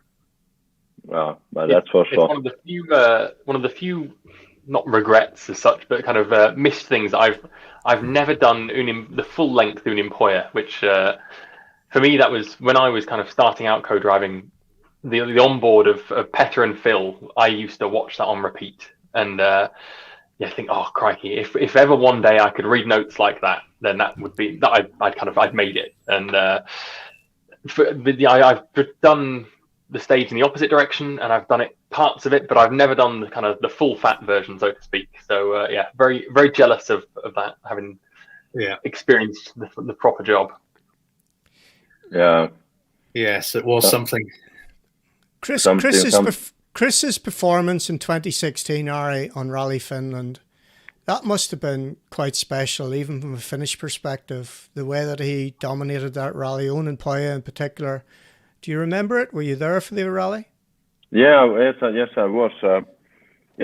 And I mean, of course, I always a lot of sympathy for him. Well, I mean, as you know, I'm old enough, having, I competed with his father, and if I keep on going, I will be competing still against the son of Chris, one day. But I hope so. So of course, as we all know, I mean, Chris did very much what I did in my career, and of course I sympathize with drivers who have a similar driving style to mine. I mean, too many mistakes, but in my times I was lucky because the mistakes they were it was easier to accept. Everything is so much cheaper, but I don't think if I was rallying 20 years later, I wouldn't have got away with all my mistakes and errors. They just would have been too costly. So anyway, when Chris got his act together, I mean, he was on a par with absolutely with anybody. So I always, when I saw him, he rose from the ashes. I mean, I was always happy for Chris. And then to do it on 1,000 Lakes, then it is. Then you know that there's nobody can say or belittle what you can do. It is the ultimate test for speed and courage. And Craig Green has been impressive there, hasn't he? Not just in Finland and Sweden as well. And the Arctic rally is going to be really interesting to watch Craig grow there. And the fast rallies, he seems to be on it. Estonia last year as well. I know. Yes. There's some debate. Obviously, Chris. Sorry, Ari. There's some debate at the moment, isn't there, that Chris holds the record for the fastest ever WRC event, which was Finland 2016, and there's a few people already discussing on Twitter if the Arctic Rally is going to surpass that potentially. Obviously, when they brought in the newer spec cars, they tried to take Rally Finland on the smaller roads, didn't they, to lower the average speed? But it'd be interesting to watch what happens in the Arctic in a couple of weeks. Fred, you were going to say something? Sorry, Ari, go ahead. No, well, I don't think on snow, I don't know. Well, okay, I haven't done Arctic rally since very long time, but I mean, do you mean, Seb, that it could be the speed could be as high as in Neste Rally in Thousand Lakes? That's what some people are speculating. Yeah. Okay, I haven't looked at the route in too much detail myself, but I believe there's some stages that are. I've never actually done the rally myself, but I believe it's very, very fast. No, there are some very fast. I didn't realize that if the average speed can be for an entire rally, I don't think so. Mm-hmm. Interesting. Let's have a quick look and see if there's any comments here. Dave Welford wants to know, do the guys have any stories about competing in the Yorkshire Forest? So Dalby and all those types of things, Ari. I'm sure you've got one or two. Well, okay. Immediately, I remember 76. Well, first of all, I came to see 75. I came to see Mintex Rally. I bought a package trip. I had nothing was happening in Finland for me, and like a sort of hanging onto a straw. I came to see the Mintex Rally, and then later I had a Super 8 film camera, with me, and I remember I was just driving up, M1 or whichever that motorway is, and I was just filming, motorway driving up to Yorkshire. So when I went back home to see, I've been abroad. Anyway, a year later, incredibly, I was there as a works driver, and particular states in Dalby, I can't remember which particular one. I really thought I did well, and Roger Clark. Well, obviously I didn't know I was there for the first time in my life, but anyway, Roger Clark was faster than me, and I asked him, Roger, how hard did you try? And he replied, I tried fairly hard. And I didn't know what fairly mean. I remember this one particular sentence, Roger Clark, Ari, I tried fairly hard, but sort of downplaying his own performance. But what I remember from Yorkshire Forest, sometimes very foggy. I still remember one particular braking. Would you believe this frozen frames in life? It was an icy road, one of these long straights, and with the T-tanks and a forest in the front of you. And I started to, brake too late, but it was so icy, and car turned completely sideways. I don't know, some ridiculous amount. I was not in control anymore. Car turned like at least 50 meters before the corner, completely sliding, and the slide stopped just at the Teak Junction, and we went the right direction. There were few spectators. They must have thought that was supernatural. I mean, and I said to myself, only if they knew how lucky I was to survive as a passenger. And what I remember a driver called Piggy Thompson. Yeah. I remember him. There was Phil Drummond. Steve Bannister. Was Steve Bannister about then? Tony Drummond. Tony Drummond, yeah. Tony Drummond. I remember Tony Drummond. Because prior to my visit to Mintex Rally 75, I got some copies of Autosport, and I saw Tony Drummond went really sideways in corners. I look, he must be an incredible driver. He goes so much sideways. And there are names like that who stand out in my mind. But of course, for me, it was a big discovery in life. I mean, everything there was a novelty. I was thrown, life threw me into the deep end of the pool, and it was really, I'm so privileged having experienced all that. Not just driving, but that human discovery every day.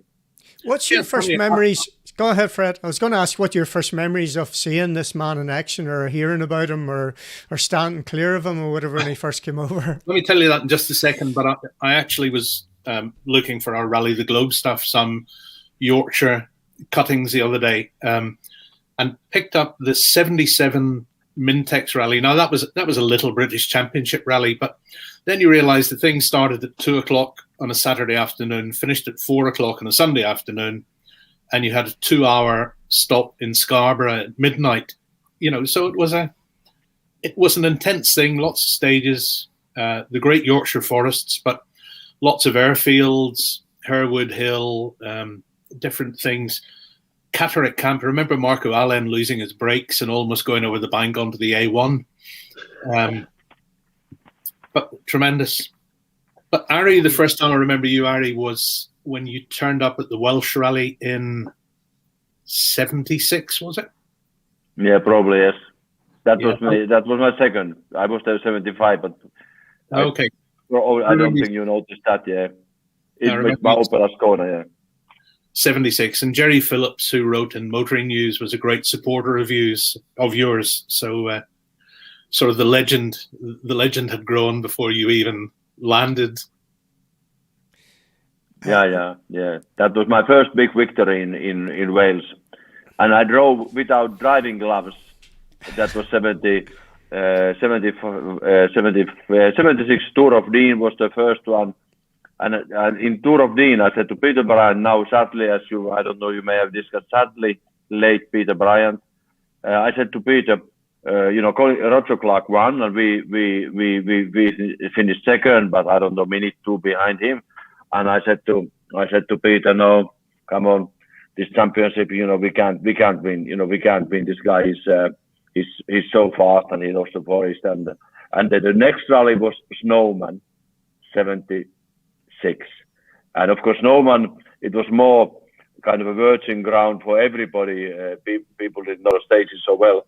I just happened to, because for some reason, somebody sent me a clipping. Yeah, I'm supposed to do something for Snowman Rally now, because they are organizing a virtual Snowman Rally this year. So they sent me some clippings from 76 Snowman Rally. I did the fastest time on 14 out of 22 stages. And that was the rally after. I said to Peter, no, Roger, we can't match the speed of Roger this year. And then I went off for 3 minutes. I managed to get back to the road, finally finished third. Pentti Airekkala won, and Roger was second. And I don't know if you remember, but there's a famous photo on that rally, which was on the front cover of Autosport and Motor News, and actually put it on my Instagram. It's a downhill right-hand corner, which really caught us out, but it was a known corner. All the photographers were waiting for us, and we were completely sideways and slightly out the road, but just about stayed on the road. And that was I was so proud that picture was there on the front cover. Anyway, then a little bit later on, May, we came to this the Welsh Rally, and I did not have still driving gloves.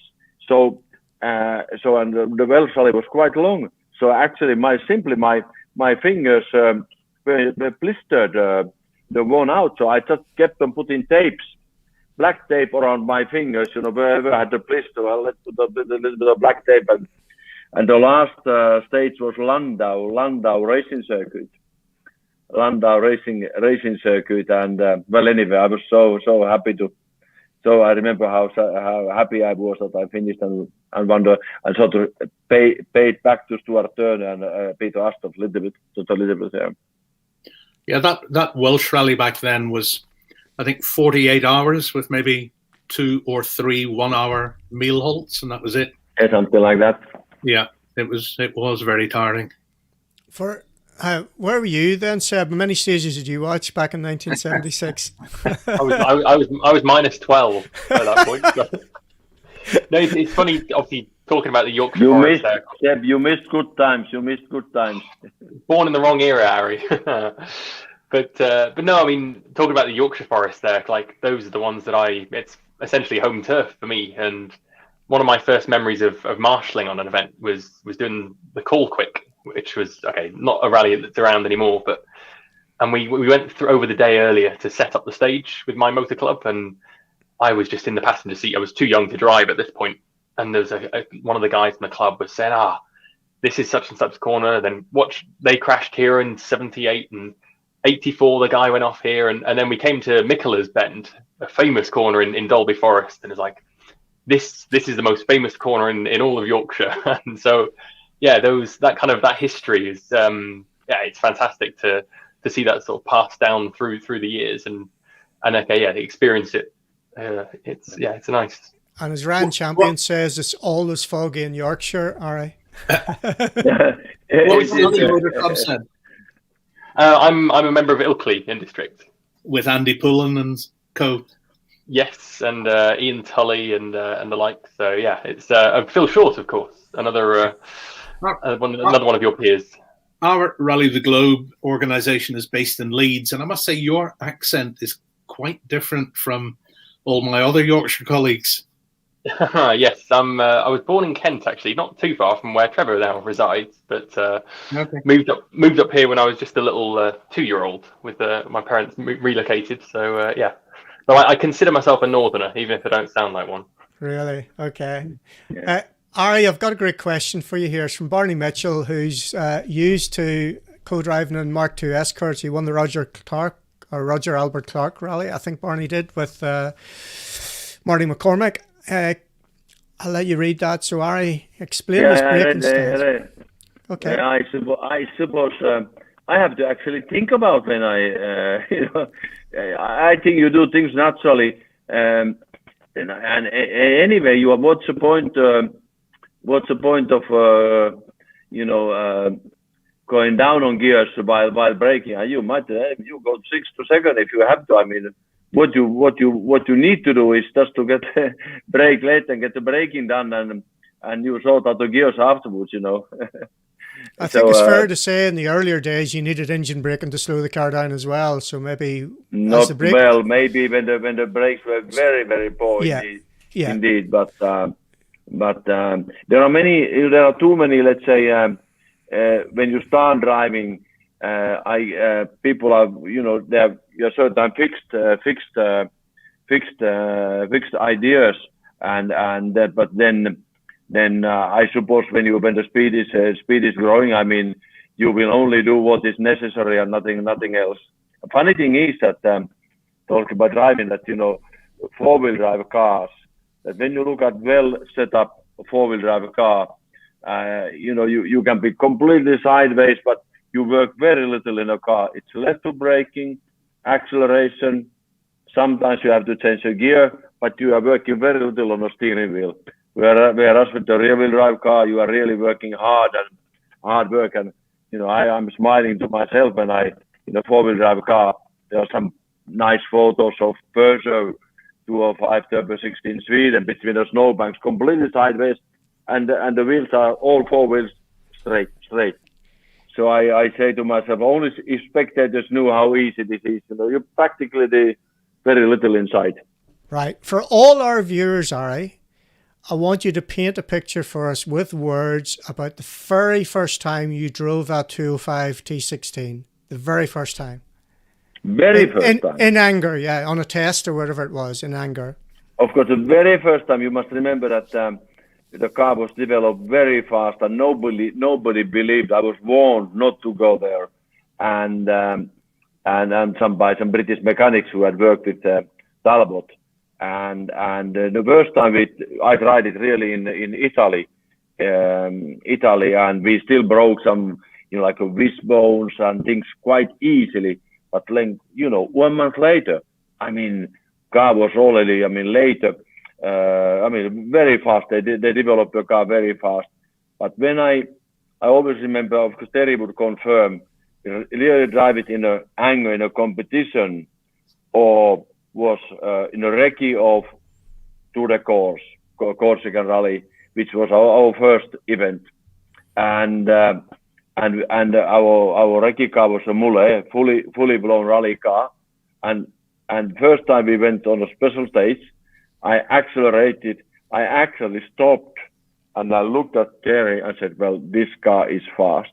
It's just that power that you are nearly frightened by it in the beginning. But of course, you get used to it then very, very fast. Only in the beginning you think, well, this is too fast for me, and after little while you think, well, why this car isn't faster? More power, more power. The driver lament always more power. Yeah, no, absolutely. Like Walter Röhrl said that, then you are, when you go in the morning, how did he say? He said that when you look at, you tap your car in the morning and you are slightly afraid by it, I mean, then that car is fast. Fred, Group B days, what do you reckon? We're talking about those Peugeots and Lancias and things like that. Yeah. Funny, I remember I wasn't in Corsica 84, but did the Acropolis with the American John Buffum in a Quattro. And we were on the recce, and there were a couple of things with Ari that in the north of Greece, I remember that Buffum and I were stopped somewhere, and Ari and Terry turned up in this 204-16 and got out, and then Ari said jump in, so he took me for a ride in that car. I think the first time I'd ever driven with Ari, and as Ari says, it was unbelievable how quick the car was. Really quite something. So that's a memory. What else about Group B? Just terrific days, fabulous cars. You watch those videos these days, the spectators. It is totally terrifying, but I don't remember that at all at the time, I must say. It was normal. Yeah. It was something you just grew into, I suppose, as you went through it. Yeah. All right. Have you experienced a 2017 car? No, you mean tried myself? Yeah, or passengered? Have you actually been in one at speed? No, 2017, no, I haven't. Not inside, no. It's interesting hearing your description there of your first experience of the Group B car, because I remember the first time we did a test I was working with Hyundai at the time, tested their 2017 spec i20, and we'd been doing a lot of work in the R5 car and the 2016 car, and that first 4 or 5 kilometer run in the 17 car just blew my mind. It was mind bending how much quicker it was, and how you think exactly that. I can't process it. I can't keep up. It's too much. It's too fast. It's just, and then you get 20k down the road, a bit more time. Okay, you're getting into it. Come day 2 of the test, it feels very comfortable. Yeah, okay, and it's incredible how quickly you sort of adapt to it. But at the same time, I do remember it being such a big step change, which I guess was similar sort of thing, to how you experienced with Group B. It's just the next level up. But, and what that reminds also what Henry said, which then turned out to be Henry Toivonen, which turned out to be tragically different. And of course, Fred, you were so much with Henry, and you know him well. And I always said that I felt that Henry never realized how fast he was, because in his day he was just simply unbeatable in his day, and if the conditions got tougher and downhill and darkness, he was even faster. So I don't think he really fully realized how fast he was, and I don't know if it is in an English spoken interview, but at least in the Finnish, he gave an interview to Finnish TV, literally 1 hour prior to his death in Corte, where the halt was prior to that fatal special stage, and he had just done a previous long stage. I don't know, can't remember, fastest time by half a minute or by 45 seconds or something ridiculous. But he said, and of course he was tired because he was not well. Henry was not well. He had the flu, and he didn't look well. I mean, you can see from the face of when somebody is not quite well. So he looked tired. You can see it from his eyes. And anyway, he says, no, this car is too fast. This is too fast for my mind. This car goes faster than my mind. And then it was few kilometers down the road. That was the tragic accident. And then I mentioned when I tried 205 in 84, and of course just to cut the long story short, because otherwise we will be here tomorrow morning, and well, maybe spectators or audience wouldn't mind, but I will retire waiting for me in bed, You've been very generous, Harry. We'll let you go very soon. No, I'm only don't take me seriously. So of course, Peugeot had very high, let's say, expectations, but of course nobody was sure how well we would be doing into the course, because nobody believed really in that middle engine 4-wheel drive concept, and so there were many open questions. And then on second stage we do the fastest time, second stage, and then from then on our only problem was the brakes were overheating. So Colin Guy Fregeland was Opel started in front of us, so because stages were very long in those days. So every time when I caught him on stage, by that time my brakes had overheated. So my brake pedal was really soft, and it's terrible feeling when you're on a rally and the brake pedal goes soft. So I drove the speed of Guy Fregeland a few kilometers, brakes cooled down, then I overtook him and were able to drive faster, and that happened. And then Odo Lancias, lots of things happened to them. So we come to Bastia the first evening, and we are leading by 5-6 minutes. And the background to all this is that the entire Peugeot management board was there, because Peugeot at that time was in a serious financial trouble, and Peugeot 205 rallying program was a very risky maneuvering to try to help Peugeot. And in fact, Peugeot family nor PSA president, which is the holding company, didn't support. But Mr. Boileau, our president, Peugeot president, he took the risk. Anyway, so this is the background. Then the second day between Bastia and Calvi, we have a puncture, and we have to stop on the road to change it. So we lost, I don't know, something like 3 minutes. So we come to Calvi, and we are leading by 2 minutes from Marco Allen. And then we start the stage from Calvi down towards Ajaccio, which is something like 90 kilometers long. And if anybody who has been, well, Fred knows, road which goes Calvi downwards, right in the beginning, it's high up on the mountain, and you are literally sheer drop down to sea in the beginning. And it was raining. It was very 2 sunny days, but it was raining all night prior to that morning. Start was very early, 4 o'clock. We go into a car. I put the intercom on, and helmets were in the car during the night, and they got humid and wet, and the intercom didn't work. So and suddenly I lost all my peace of mind. I became suddenly nervous, and then we start attacking the stage. And in the beginning of the stage, it goes around the sea, and lots of corners. So I saw the lights of Marco, and I thought he's close behind, but in fact he was on the other side of the bay.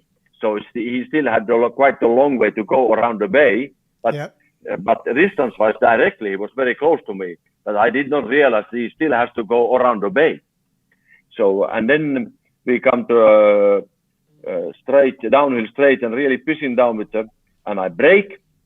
And what I did not see, because it was raining so heavily, so I braked in a place where the right-hand side wheels were on a kind of a stream, or like a little river, and the left-hand side tires were just on a very wet road, but no water stream, running. Yeah. So without my realizing, my right-hand side wheels were actually aquaplaning at that point of time when I braked, and whereas only my left-hand wheels were braking. So it turned like a caterpillar. When I braked, car turned sideways to the left. I hit the rock face, and then it was thrown over the road into the darkness and towards the sea. But luckily it was 8 kilometers into the stage, so the drop wasn't anymore sheer drop, but it was a terrible roll, with the, it just was violent. But all you can do is just try to, bend your head, and finally we stopped. That terrible banging and those beating stops. And I asked Terry, "Are you alive?" I really did that. "Are you alive?" Terry said, "I'm okay." And we come out of the car, and car had stopped on the top of the very big rock. So we had to be, it's full darkness and raining heavily. So I had to come very, carefully down. And we come off the car, down the rock. At the same time, we saw the wheels, rear wheels on fire. And 2 minutes later, entire car is in the fire. Entire car. And I visited the competing cars a long way up, because we had come a long way down. It's raining down, and I see my head is wet. Why is that? And I touched my head, and believe me, no helmet. I lost my helmet during the roll. I had a full face helmet, which had disappeared and thrown out of my head, out of the car. Full face helmet during that accident gives you an idea of the forces, and the car burned down completely. And I actually that big bone which is behind the back here, I mean, that was got fractured because I'd held the steering wheel so hard, and so anyway, I go back to, we lived in Cookhamdene in those days, and Ria and Tua, they were 4 and 2 respectively. And I remember when I was holding my hand here because I couldn't move my hand, or my arm rather, and I come home and they ran towards me like any young child would run towards a dad. Dad, coming, luckily that you are coming home. And I had kind of in a way, like a pain in my heart that, oh, you little daughters, you don't know how close it was that your dad wouldn't have come back. When you see the kind of accident I hit my head, and then anyway, and my helmet was found. My helmet was found afterwards. The local boys, they found it in the bushes. So, incredible, things can happen. And then, of course, I was a little bit down for a few days. And by the time Acropolis Rally started, my hand was more or less healed, and I took few stages carefully, and then I think I was leading Acropolis, then something happened, and then no engine or whatever happened, some mechanical issue, and then the rally after that was Thousand Lakes, and we won it. So anyway. It's just incredible. What a great story. What? I have never heard that story, Fred, have you? No, that is very... Yeah. Amazing. And for you to describe that accident the way you did, Ari, coupled with all the other ones that we know about, it's just incredible what you've gone through. And especially in that situation, you're talking about 2 young children. Yeah, they ran towards me. I remember that, yeah. Yeah, but you have to factor that in as well. And a lot of people will say when you've got kids and you get married and you settle down, then you slow a little bit, but clearly not in your situation. But it just makes you, when you think back and reflect about some of those events, of how lucky we are now that we've been through all of that in the years that we've done it, and been through all sorts of scrapes, and we're still here, and we're still enjoying it, and we're still enthusiastic about the sport, which is all these other people on a Friday night, hundreds of people watching and commenting here. Like some of these comments, listen to this. Ari's right. We wouldn't mind listening to the stories until the morning. Exactly that. And these people would do that. We're 2 hours in. Go, Ari. No. Well, I mean, there are, in a way, there are stories, and people say that, are you, what's wrong with you if you can go back into rallying? But, what I explained earlier, that, that just that pure feeling when you are, I compare car to, it's like an art. I can't play music, unfortunately. My father did. He was self-taught. He was able to play.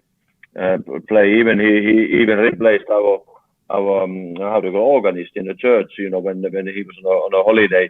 But car has been my piano, my Stradivarius violin. It has been my brush with which I've been painting the painting of my life, and purely just this overwhelming overwhelming, urge to do something. It's stronger than you are. It's stronger than you are. It doesn't make you foolhardy. That's what you are, and you must remember that Rita lost her first husband after 1 year of marriage in an aircraft accident. Yeah. She very, very nearly lost me in Argentina, '85. They called her. Into intensive care in Helsinki because I was about to die for the second or third time, when I was operated anyway, and well, I came somehow through, and then a year and a half later, I found myself at the start of Paris-Dakar, and when Henri Toivonen had died in the meantime with Sergio Cresto, and Peugeot didn't have a car for the World Championship, and did Rita ever say that, no, Ari, come on, that's enough? No. She says, no, that's our life, that's your life, and of course you try to do some foolish things, surely, but you live your unique life, and that's man has to do what he has to do. I think it's fair to say in Ireland we've been hit quite badly for fellow competitors who have lost their lives in the sport recently, Ari. And even with motorbikes, road racing motorbikes, it's not what we're here to talk about to try and lift the mood on a Friday night, but it's very important what you just said, that people outside of our sport and outside of motorsport in general don't appreciate that the family who will end up grieving in those situations, they come along for the ride as well. I'll never forget when we won the Ulster Rally, outside the City Hall in Belfast with my mother and my sister there. They come on that journey. They're part of that. They're very proud of what you do. And in motorsport, those people respect and understand that. It's the people outside of motorsport who see it as a waste. But for us, it's not a waste. It's never been a waste. It's what we want to do, what we've always wanted to do.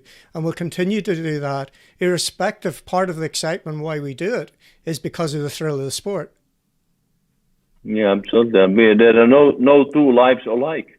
No two set of dreams alike. Everybody is entitled to their own dreams, and how can somebody else determine what makes you happy? No. I'm going to ask you one quick thing, if I can find it here. Somebody was asking about Pikes Peak. All right, this is the last thing, and then we'll wrap up afterwards. Trevor, how do you spell it? Pikes Peak. How do you spell it? Pikes Peak. Is it just one? How do you spell it? No, I'm only joking. Right. I know it. You got me. I can't remember. I can't see the question. You talk about it, and I'll see if I can get the specific question. All right. So Pikes Peak as an experience and as a record, and we all have seen the video of your man-made sun visor. Yes. Well, what do you want to know about it? Just how does it rate as an experience compared to the Group B rally days? And so conquering that particular. It has to be an ultimate experience, speed-wise and performance-wise. If you think that in the other end of the scale you have a Paris-Dakar which was even 13,000 kilometers long, 3 weeks, and then on the other end you have a 20 kilometers, 10 minutes. You climb to 4,300 meters, nearly as high as Mont Blanc, and you have incredible beast, 600 plus brake horse, 900 kilograms, gravel road, no barriers. I mean, come on, all the ingredients are there, and it's the ultimate. Even there, it is true. Prior to start, I mean, I went to have a pee every 2 minutes behind the tree, and then, but once the flag drops, you lift it. Why do you say drops? Because you lift it anyway. Yeah. so you because you and the car, you make just one.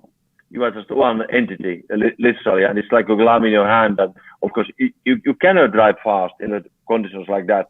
If car was difficult to drive, but it's something I can imagine. What Stradivarius violin is for somebody, it must be something absolutely magical or magic to play Stradivarius. It may cost maybe a few million euros Stradivarius, and to play it. Well, Pikes Peak car was like that for me. Beautiful music, and whatever happens, it's just like a natural consequences of that pleasure. And you forget totally where the drops are because car feels so good, and it's the ultimate. It responds to your wishes and your hopes, and it does exactly what you want, and that pure performance. And I mean, you once again you are at 10 minutes in your bubble, and if you go now, I mean, the actual rally, the race '88 when that film was made. I mean, because the film is done or driven because it's during the tire testing, and we never made that film. We just I mean, I climbed the hill because we were testing suspension and tires and all the rest of it, and the filmmaker made the film of our testing, in fact. But then actually in the race, we had hailstones, and prior to our open wheel class started, so the race was stopped for an hour or two, and we waited a hailstone layer to melt, and then off we went. And I was, of course, convinced that there's no way to make the new record. And so first 10 kilometers was dry, and at the 10-kilometer point, the forest starts, and then you have no more forest, and then you have these big drops, and all that was muddy, just mud and mud and mud. And afterwards we find out, because we had the intermediate times, but only at the middle of the 10-kilometer point. But we inside the car, we didn't know them. Afterwards we find out that Juha was 1/100th of the second faster than me up to 10-kilometer point. But then the mud starts, and then I beat him by, I don't know, by 3-4 seconds, something like that. And managed to do faster time than Walter Röhl from previous year, but only by half a second. So the record was very poor record, in fact, due to 10 kilometers of mud. And there are, if you look at the internet, you find the footage from that when it's all mud, not sunny and dry at all. And then the following year, 89, we went there. That was the third time, and it was dry all the way, and of course it makes all the difference. So I was something like maybe 3 kilometers prior to the summit. I was only more than 15 seconds below my previous year's time. But then once again, Ari was Ari, and I slid a little bit wide and hit luckily the rock face, not the other side. Yes. And had the puncture, and then of course I couldn't make a record, and we never went back there. So, but anyway, the Spikes Peak, I mean, people in France particularly, I mean, there's hardly a day that somebody, even stranger to me, I mean, makes this sign in front of me, and it does, and that was totally unintentional. There was no script, I said it was a tire testing which was filmed, and it was done very early in the morning because we had to give the road back to public at 9 o'clock in the morning. So we started maybe 6:30 when the sun started rising, and then had a couple of good hours of testing, and that's why nobody had thought of the how do you call it, sun sealed, and so of course it's natural that you do it with your hand, and then people are always, well, how do you dare to raise your hand? Well, in life, whatever you do, you can always raise your hand, but not your foot. It's just been incredible, Ari. The stories, as I said, we could go on all night. Before we let you go, what are you up to? Are you still involved in rallying? Just give us an insight as to what Ari's life's like at the minute. Well, my official direct, as your contact with rallying is official. I mean, I'm still, for some amazing reason, I'm a head of Estonian Motorsport Federation. So, well, all it means that I when we don't have money and to pay our annual fee, so I call Jean Todt, well, can you give us few more times to pay it? That's my role rather than anything else.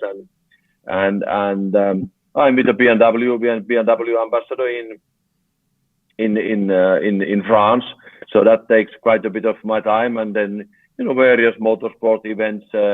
You turn up. As you said, you need clowns.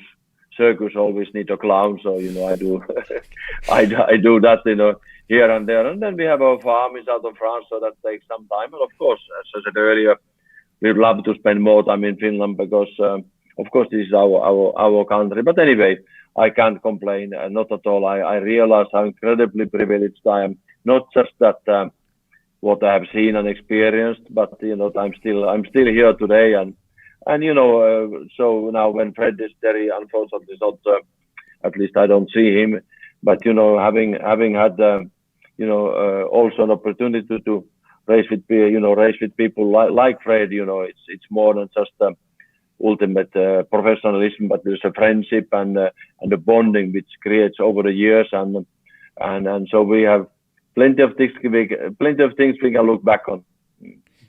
Don't you think, Fred? Absolutely. I think Richard Evans has got it covered here, and I know Ryan Champion agrees with it. So Richard was given Every Second Counts as a kid, the only book he's ever read, without putting it down. Many years later, you wrote a beautiful message to him inside it. Thank you all for taking the time to talk tonight. In particular, Ari, you've always been so generous with your time, always been genuinely interested in people. I remember even back to 2016 when you came across to the Circuit of Ireland with DMAC. And all the people you were chatting to, marshals, just showing that genuine interest in them. You'll always be like that. So not only were you a hero of mine growing up in the 70s with what you did with the Mark II Escort, to get to know you a little bit over the years, and this is just typical of what Ari Vatanen does. Fred, is that fair to say? No, stop. 100%. Stop right.